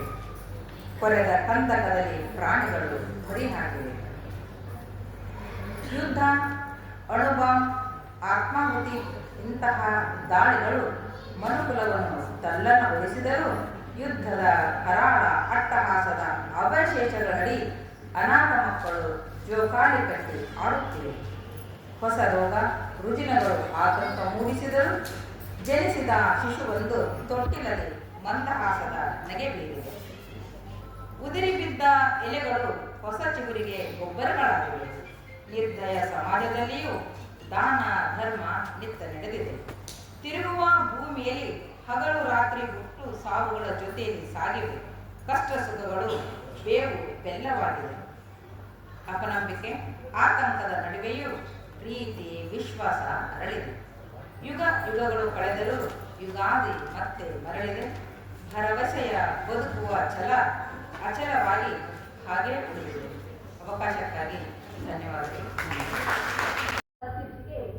ಸೃಷ್ಟಿಯ ಸೊಬಗಿನ ಯುಗಾದಿ. ಸೃಷ್ಟಿಯ ಸೊಬಗು ಅರಳುವ ಸಮಯದಲ್ಲಿ ಭಿನ್ನಾಣ ಮೂಡುವುದು ಚಿಗುರಲೆಗಳಲ್ಲಿ. ವನದೇವಿ ಹಸಿರಿಟ್ಟು ನಡೆಯುತ್ತಲೇ ಹೊಸ ಭಾವ ತುಂಬಿ ಕೋಗಿಲೆಗಳ ಹುಲಿಯಲ್ಲಿ ಕಂಗಳ ಕಾಂತಿಯ ಇಮ್ಮಡಿಸುವುದು ಮನೆಯ ಮುಂದಣ ರಂಗೋಲಿ, ತಳಿರು ತೋರಣ, ಒಬ್ಬಟ್ಟಿನ ಪೂರಣ. ಮನದ ಕಳೆ ಅಳಿಸಿ ಸಿಹಿಯ ಕನಸ ಬಿತ್ತಿ ನವಿರಾದ ಕನಸುಗಳಿಗೆ ಹೊಸ ರಂಗು ಚೆಲ್ಲಿ ಬೆಲ್ಲದ ರುಚಿ ಬೇವಿನ ಗಂಧ ಬೆರೆಸಿ ಸವಿದರೆ ಮನಸ್ಸಿಗಾನಂದ. ವಸಂತರಾಗಮನ ಯುಗಕ್ಕೆ ಆದಿ, ನವ ಸಂವತ್ಸರಕ್ಕೆ ಅದುವೇ ನಾಂದಿ. ದ್ವೇಷ ಅಸುರಗಳ ದೂರಿ ಜೀವನ ಮೌಲ್ಯಗಳ ಸಾರಿ ನವೋತ್ಸದ ನಗೆ ಬೀರಿ ಸ್ನೇಹ ಮಮತೆಗೆ ದೊರೆಯಲಿ ದಾರಿ. ಎರೆದು ಮಾವು ಬೇವು ನಾವು ನೀವು ಮರೆಯೋಣ ನಾವು ನೋವು ಮನವಾಗಲಿ ಹೂವು ಮನವಾಗಲಿ ಹೂವು. ಧನ್ಯವಾದಗಳು. ಪ್ರತಿ ವರ್ಷವೂ ಮನವ ಮುತ್ತಿದ ಕೆಟ್ಟ ಕೊಳೆದ ಬೇಡದ ಗುಣಗಳ ಹೊದಿಕೆಯ ಕಿತ್ತೆಸೆದು ಮಧುರ ಸಿಹಿ ಭಾವನೆಗಳು ಚಿಗುರೊಡೆವ ಸಂಭ್ರಮದ ಹೊಸ್ತಿಲು. ಜೀವನದ ದಾರಿಯ ಇಕ್ಕೆಲಗಳಲ್ಲಿ ಬರುವ ಬೇಡಿನಂತಹ ಕಹಿ ಕಷ್ಟಗಳನ್ನೇ ತಂಪಾದ ನಗಲಾಗಿಸಿಕೊಂಡು ನಗು ನಗುತ್ತಾ ಮುನ್ನಡೆಯುವ ಆರಂಭ. ಸುಖ ಭೋಗಗಳೆಂಬ ಬೆಲ್ಲದ ಪಾಕಕ್ಕೆ ಮಾರು ಹೋಗಿ ಎಡವಿ ಬೀಳದೆ ಗೆದ್ದೆ ಬಿಟ್ಟೆ ಎಂಬ ಜಂಬದ ಕಿರೀಟವ ತಲೆಗೇರಿಸಿಕೊಳ್ಳದೆ ತಗ್ಗಿ ಬಗ್ಗಿ ಮುನ್ನಡೆವ ಅವಕಾಶದ ಹಾದಿ. ಮನದೊಳು ಮರುಗಟ್ಟಿದ ಕಹಿ ವಿಚಾರಗಳನ್ನೆಲ್ಲ ಬಾಳಿಸಿ ಇಡೀ ಪ್ರಕೃತಿಯೇ ನಾವಿನ್ಯತೆಯ ಆಪ್ತಿ ಸಂಭ್ರಮ ಪಡುವಂತೆ ನವೀನತೆಯ ಮೈಗೂಡಿಸಿಕೊಳ್ಳುತ್ತಾ ಹೊಸ ವರ್ಷಕ್ಕೆ ಅತಿ ಹರುಷದಿ ಕಾಲಿಡುವ ಸಂಭ್ರಮದ ಹಬ್ಬ. ಯುಗ ಯುಗಗಳೇ ಸರಿದರೂ ಬರುತ್ತಲಿದೆ ನವ ನವೀನ ಯುಗಾದಿ ಪ್ರತಿ ವರ್ಷವೂ. ಅವಕಾಶಕ್ಕಾಗಿ ಧನ್ಯವಾದಗಳು. ಅಂಗೈ ಅಗಲದಲ್ಲಿ ಅಡಗಿದೆ ಜಗತ್ತು, ತೋರ್ಬೆರಳ ತುದಿಯಲ್ಲಿ ಕಾದಿದೆ ಆಪತ್ತು. ರೀಲ್ಸ್ ವಾಟ್ಸಾಪ್ಗಳ ಮಧ್ಯೆ ಉದಯಿಸುತ್ತಿದೆ ಜಗತ್ತು, ಲೈಕ್ಸ್ ಕಮೆಂಟ್ಸ್ಗಳಿಂದ ಮುಳುಗುತ್ತಿದೆ ಹೊತ್ತು. ಮದುವೆಗೂ ಮಸಣಕ್ಕೂ ಮೊಬೈಲೇ ಆಹ್ವಾನ, ವಿರಸಕ್ಕೂ ವಿಚ್ಛೇದನಕ್ಕೂ ಮೊಬೈಲೇ ಕಾರಣ. ಬಿಟ್ಟರು ಈ ಮೊಬೈಲ್ ಎಂಬ ಮಾಯೆ, ಎಲ್ಲರ ಕಣ್ಣಲ್ಲೂ ಮೊಬೈಲ್ ಅಂತ ಚಾಲಿ. ಧನ್ಯವಾದ. ಕೋಟಿ ಕೋಟಿ ಪ್ರಣಾಮಗಳು. ನನ್ನ ಬದುಕಿನಲ್ಲಿ ಮರೆಯದೇ ಇರತಕ್ಕಂಥ ಕ್ಷಣಗಳಿಗೆ ಇದು ಕೂಡ ಒಂದು ಎನ್ನುವಂಥ ಮಾತನ್ನು ಹೇಳಿ ಬಹಳ ಬಹಳ ಹೃದಯ ಸ್ಪರ್ಶ ಕಾರ್ಯಕ್ರಮ. ಪುಸ್ತಕ ಓದಬೇಕು, ಅಮ್ಮನ ವಚನಗಳು ಓದಬೇಕು. ಅಮ್ಮ ಒಂದು ಮಾತು ಹೇಳಿದ್ರು, ಪುಸ್ತಕಕ್ಕೆ ಏನು ಹೆಸರಿಡೋಣ? ಚಂದ್ರಕ್ಕನ ವಚನಗಳು. ಹಾಗೆಯೇ ಸ್ವೀಕಾರ ಮಾಡಿದಂಥ ತಾಯಿಗೆ ಭಕ್ತಿಯಿಂದ ವಂದಿಸಿ, ನಾನು ಒಬ್ಬನೇ, ಮಕ್ಕಳೆಲ್ಲ ತಂಗಿಲ್ಲ, ಅಣ್ಣಿಲ್ಲ ತಮ್ಮಿಲ್ಲ. ಬಹುಶಃ ಇನ್ನೊಬ್ಬನು ಅಣ್ಣ ತಮ್ಮ ಹುಟ್ಟಿದರೆ ಯಠಾರಪ್ಪರು ತೆಲೆಕಾಣಪ್ಪಗಳು ಅಂತೇಳಿ ಪಟ್ಟಾಧ್ಯಕ್ಷರಾಗುವ ಯೋಗ ಇತ್ತು ಏನೋ ಅನ್ನಿಸ್ತಾ ಇದೆ. ಆದರೆ ಆ ಅಕ್ಕನ ಸ್ಥಾನ ತುಂಬಿಕೊಟ್ಟಿದ್ದು ಚಂದ್ರಕ್ಕ,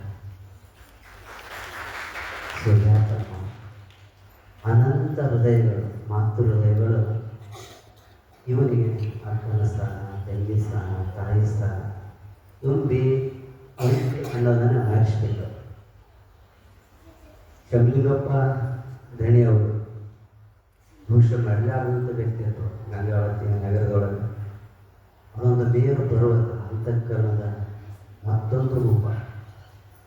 ಅವರ ಯಾವಾಗ ಆರಾಮೆಲ್ಲ ಆ ಕ್ಷಣಕ್ಕೆ ನಾನು 15 ದಿನಕ್ಕೊಮ್ಮಾದರೂ ಅವ್ರ ಮನೆಗೆ ಭೇಟಿ ಕೊಡ್ತಿದ್ದೆ. ಕೊಪ್ಪಳ, ಗಂಗಾವತಿ ಈ ಭಾಗದ ಯಾವ ಕಾರ್ಯಕ್ರಮ ಇದ್ದರೂ ಯಜಮಾನ್ ನೋಡಿಕೊಂಡು ಒಂದು ಪದ್ಧತಿ ಇಟ್ಕೊಂಡು ಎರಡೂ ಕೈಗಳನ್ನು ಹಿಡಿದುಕೊಂಡು ಅಪ್ಪವರೇ ನನ್ನ ಶಬ್ದ ಬಿಟ್ಟು ಇನ್ನೂ ಕಳಿಸಿದ.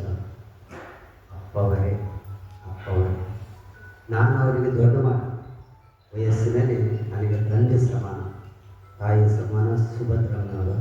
ಆದರೆ ಅಪ್ಪವರೇ ಎನ್ನುವಂಥ ಆ ಜಂಗಮ ಸ್ಥಳಕ್ಕೆ, ಆ ಶರಣ ಸ್ಥಳಕ್ಕೆ ನೀಡುವಂಥ ಗೌರವ ಆ ಮನೆತನ ಮತ್ತು ನನ್ನನ್ನು ಕಟ್ಟಿ ಹಾಕಿಬಿಡ್ತು ಜೀವನ ಪರ್ಯಂತ.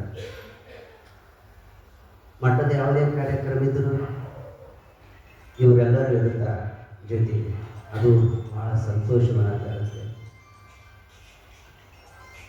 ನಂತರ ಇವ್ರ ಮನೆಯಲ್ಲಿ ಪೂಜೆ ಇತ್ತು.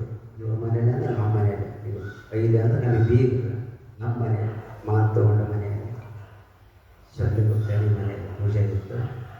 ಪ್ರಸಾದ ಕುಳಿತಿದ್ದೆ. ಸುಜಾತ ಅಕ್ಕವರು ಪ್ರಸಾದ ಮಾಡಿ ಕೈತಿದ್ರು. ಏನು ತಿಳಿತೇನೆ ಅವರಿಗೆ ಅಂದೆ. ಹಂಗೆ ತುತ್ತು ಬಾಯಿಬಿಟ್ಟು ಆ ತಾಯಿಯ ಕಣ್ಣೀರು ಆನಂದ ಬಾಷ್ಪ ಸುರಿಸಿದ್ದು ಅದು ಮರಿಲಾಡಬೇಕಾದ್ರು. ಇದು ಒಂದು ಆಸೆ ಇತ್ತು, ಒಂದು ದಿನ ನಿಮ್ಮ ಬಾಯಿಯೊಳಗೆ ಸುಜಾತಮ್ಮ ಒಂದು ತುತ್ತು ಹೋಗಬೇಕು.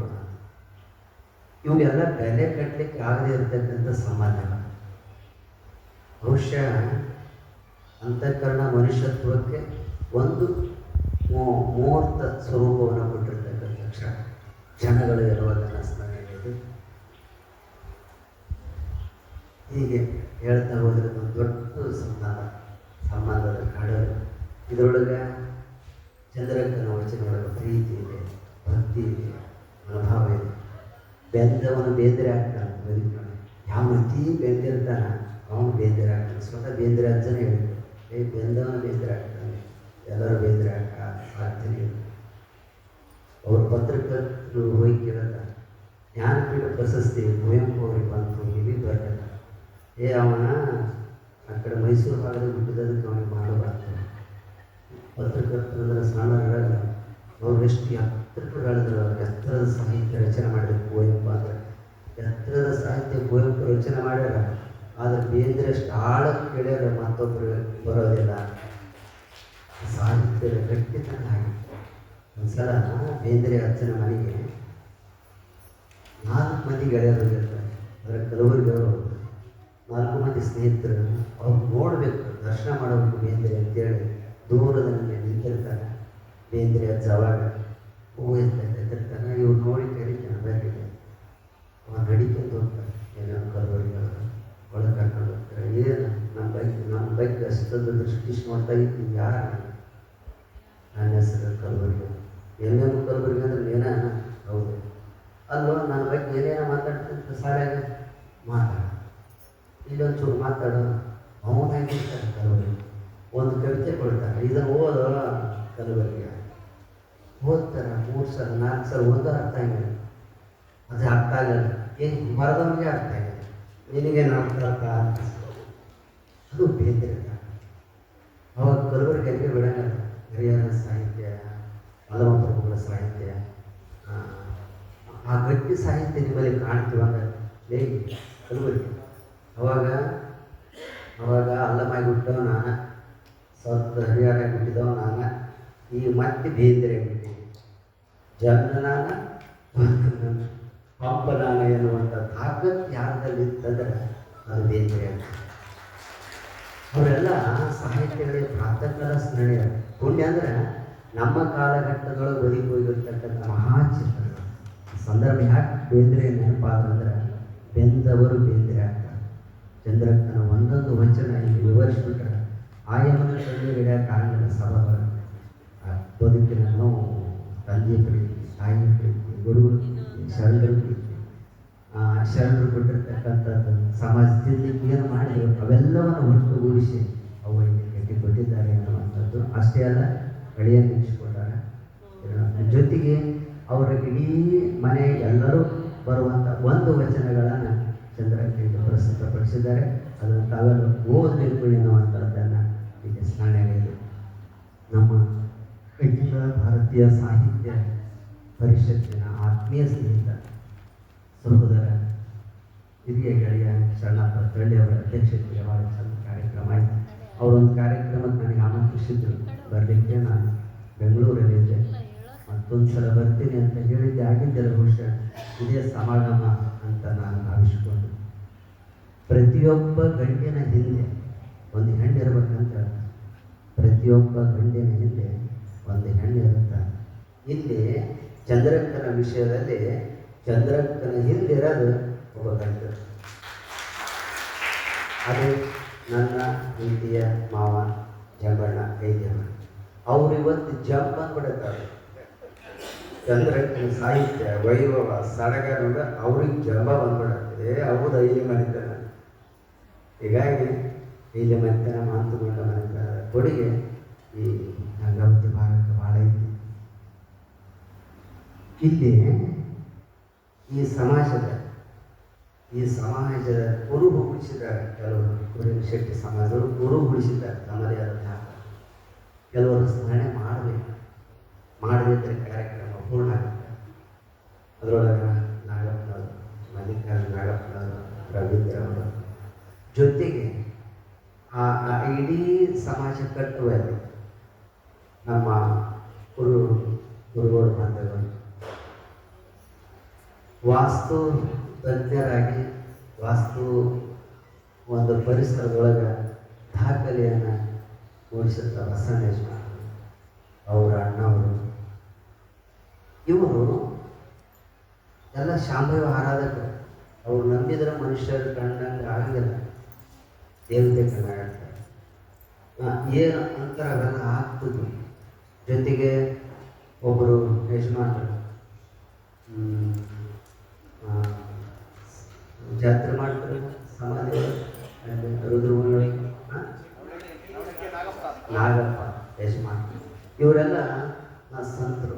ಆಮೇಲೆ ರಾಜಕಾರಣದೊಳಗೆ ಛಾಪ್ ಹೊಯ್ತಿದ್ದವರು ಅಚಾತಕಿದ್ರು ಅಂತ ಹೆಸರು ಮಾಡಿದಂಥ ಇಡೀ ಕನಕಗಿರಿ ಭಾಗದೊಳಗೆ ಅತಿ ಹೆಚ್ಚು ಅಭಿಮಾನಿಗಳನ್ನು ಹೊಂದಿರತಕ್ಕಂಥ ವ್ಯಕ್ತಿ ಮಲ್ಲಿಕಾರ್ಜುನ ಅವರು. ಈ ಸಾಹಿತ್ಯ ಒಂದು ಬಾಯ್ಕೊಳಿತ್ತು. ಇನ್ನು ನಾಟಕ, ಬಯಲಾಟ ಇದ್ರೊಳಗೆ ನಮ್ಮ ಗುರುಗಳು ಬಂಧುಗಳ ಹೆಸರಿತ್ತು. ಸಾಹಿತ್ಯದೊಳಗೆ ಶ್ರೀಕಾರ ಆಗಿದ್ದು ಚಂದ್ರಕ್ಕ. ಸಾಹಿತ್ಯ ಕ್ಷೇತ್ರದೊಳಗೆ ಶ್ರೀಕಾರ ಆಗಿದ್ದು ಚಂದ್ರಕ್ಕ ಎನ್ನುವಂಥ ಅಭಿಮಾನದ ಮಾತುಗಳನ್ನು ಹೇಳಿ ಈಗ ಒಂದು ಪುಸ್ತಕ ಬಿಡುಗಡೆ ಇರ್ತಪ್ಪ, ಭಾಳ ಅವಸರದಿಂದ ಬಿಡುಗಡೆ ಮಾಡಿಬಿಟ್ರು. ಅದು 2 ಲಕ್ಷ ಪುಸ್ತಕ ಸೇಲ್ ಆಗಿದ್ವು. ಎಷ್ಟು? ನರ್ಮದಾ ಮೇಡಮ್, ನರ್ಮದಾ ಕುಲಕರ್ಣಿ ಮೇಡಮ್ ಕೂಡ ಆ ಪುಸ್ತಕ ಒಬ್ಬರು ಒಂದು ಪುಸ್ತಕ ಬಿಡುಗಡೆ ಇಟ್ಕೊಂಡಿದ್ರು. ಆ ಪುಸ್ತಕ ಹೆಸರು ಕೇಳಿ 2 ಲಕ್ಷ ಮುಂಚೆ ಸೇಲ್ ಆಗಿದ್ದು. ಬಹಳ ದೊಡ್ಡ ಕಾರ್ಯಕ್ರಮ ಮಾಡಿ ಹೆಸರು ಕೂಡ ಹಂಗೆ ಹೋಗಿತ್ತು. ನಂತರ ಪುಸ್ತಕ ಬಿಡುಗಡೆ ಆಯಿತು. ಆದಾಗ ಅದನ್ನು ಸರಿಯಾಗಿ ಲೇಖಕರನ್ನ ಗಮನಿಸಿದಾಗ 2 ಲಕ್ಷ ಹೆಂಗೆ ಓದಿ ಪುಸ್ತಕ ಅಂತೇಳಿ ಬಿಡುಗಡೆ ಆದಮೇಲೆ ಎಷ್ಟು ನೋಡ್ತಾರೆ ಪುಸ್ತಕ ಹೆಡ್ಲೈನ್. ಒಂದು ಮಾತು ನಿಮ್ಮ ಲೈಫನ್ನೇ ಬದಲಾಯಿಸುತ್ತದೆ. ಪುಸ್ತಕದ ಹೆಸರು ಒಂದು ಮಾತು ನಿಮ್ಮ ಲೈಫನ್ನೇ ಬದಲಾಯಿಸುತ್ತದೆ. ಅದು ಯಾರು ಗಮನಿಸಿರಲ್ಲ. ಹಿಂದಡೆ ನೋಡ್ತಾರೆ ಆ ಪುಸ್ತಕದ್ದು ಒಂದು ಮಾತು ನಿಮ್ಮ ವೈಫನ್ನೇ ಬದಲಾಯಿಸುತ್ತದೆ ಅಂತ ಪ್ರಿಂಟ್ ಆಗಿದೆ. ಇವು ಮಂದಿ 2 ಲಕ್ಷ ಖರೀದಿ ಮಾಡಿಬಿಡ್ತಾರೆ. ಬರೀ ಇದನ್ನಷ್ಟೇ ನೋಡಿ ಅವಾಗ ಕವಿಗಳಂತಾರೆ ಇದು ಪುಸ್ತಕದಲ್ಲಿ ಬಾಳ್ತಲ್ಲ, ಇದು ಸಂಕಲನ ಮಾಡಿದ ಮುದ್ರಣ ಮಾಡಿದವರು ದೋಷ ಅಂತ. ಒಂದು ಪುಸ್ತಕ ಅಂದರೆ 10 ಹೆರಿಗಾದಷ್ಟು ನೋವಾಗುತ್ತವೆ. ಇಷ್ಟು 10 ಹೆರಿಗೆ. ಅದು ಇದರಾಗಂತ 11 ಹೆರಿಗೆ ಆದಂಗ ಎಲ್ಲ ಸಾಹಿತ್ಯಗಳನ್ನ ಒಂದು ಕಡೆ ಕೂಡಿಸೋದು. ಡಿ.ವಿ. ಕೂಡ್ಸ್ಯಾರ, ಬೇಂದ್ರೆ, ಎಲ್ಲ ಬಹುತೇಕ ಶರಣರು, ಆಮೇಲೆ ಜನಪದ ಸಾಹಿತ್ಯ, ಹೀಗೆ ಒಟ್ಟುಗೂಡಿದಂಥ ಒಂದು ಹೋರಾಟ ಹಬ್ಬದ ಊಟ. ಈ ಅವು ನಮ್ಮ 1ನೇ ಪುಸ್ತಕ. ಅದು ಇದ್ರೆ ಒಂದು ರೀತಿ ಮೇಲೆ ಭಗವದ್ಗೀತೆ ಇದ್ದಾಗ, ಮನೆ ದಾಸ ಸಾಹಿತ್ಯ ಇದ್ದಾಗ, ವಚನ ಸಾಹಿತ್ಯ ಇದ್ದಾಗ, ಭಾವಗೀತೆ ಇದ್ದಾಗ, ಭಕ್ತಿಗೀತೆ ಇದ್ದಾಗ, ಒಟ್ಟು ಹಾಡುಗಳಿಗೆ ಈ ಪುಸ್ತಕ ಬೇಕು. ಬಹುಶಃ ಎಲ್ಲರ ಮನೆಯಲ್ಲಿ ಇದು ಇರಬೇಕು ಎನ್ನುವಂಥ ಅಪೇಕ್ಷೆಯನ್ನು ನಾವು ವೈಯಕ್ತಿಕವಾಗಿ ಬೇಡಿಕೊಂಡು ಮತ್ತು ಕಾಯಿನಲ್ಲಿ ಬಣ್ಣ ಇತ್ತು. ಒಬ್ಬರು ಬಂದಿದ್ರು, ಅಪ್ಪ ನೀವು ಬಣ್ಣ ಹಚ್ಚಿದ್ರಿ ಅನ್ನ. ಯಾಕಂದ್ರೆ ಹಚ್ಚಂಗಿಲ್ಲಪ್ಪ, ನಾನು ಖುಷಿ ಪಡಬೇಕಲ್ಲ. ನನ್ನ ಮೊಮ್ಮಗನಿಗೆ ದರ್ಶನ ಹಚ್ಚಿದ್ರೆ ನನಗೆ ಪ್ರೀತಿ ಕೊಡಬೇಕು. ಇದು ಒಂದು ರೀತಿ ಟ್ರೀಟ್ಮೆಂಟ್ ಇದೆ. ಡಾಕ್ಟ್ರಿಗೆ ಅರ್ಥ ಆಗಿರ್ತದೆ ಶಿವಕುಮಾರ್. ಇದೇನು ವಿದ್ಯೆ ಪ್ರೀತಿ ಹೆಂಗೆ ಬರ್ತದೆ ಅಂತ ಸ್ವೀಕಾರ ಮಾಡಬೇಕು.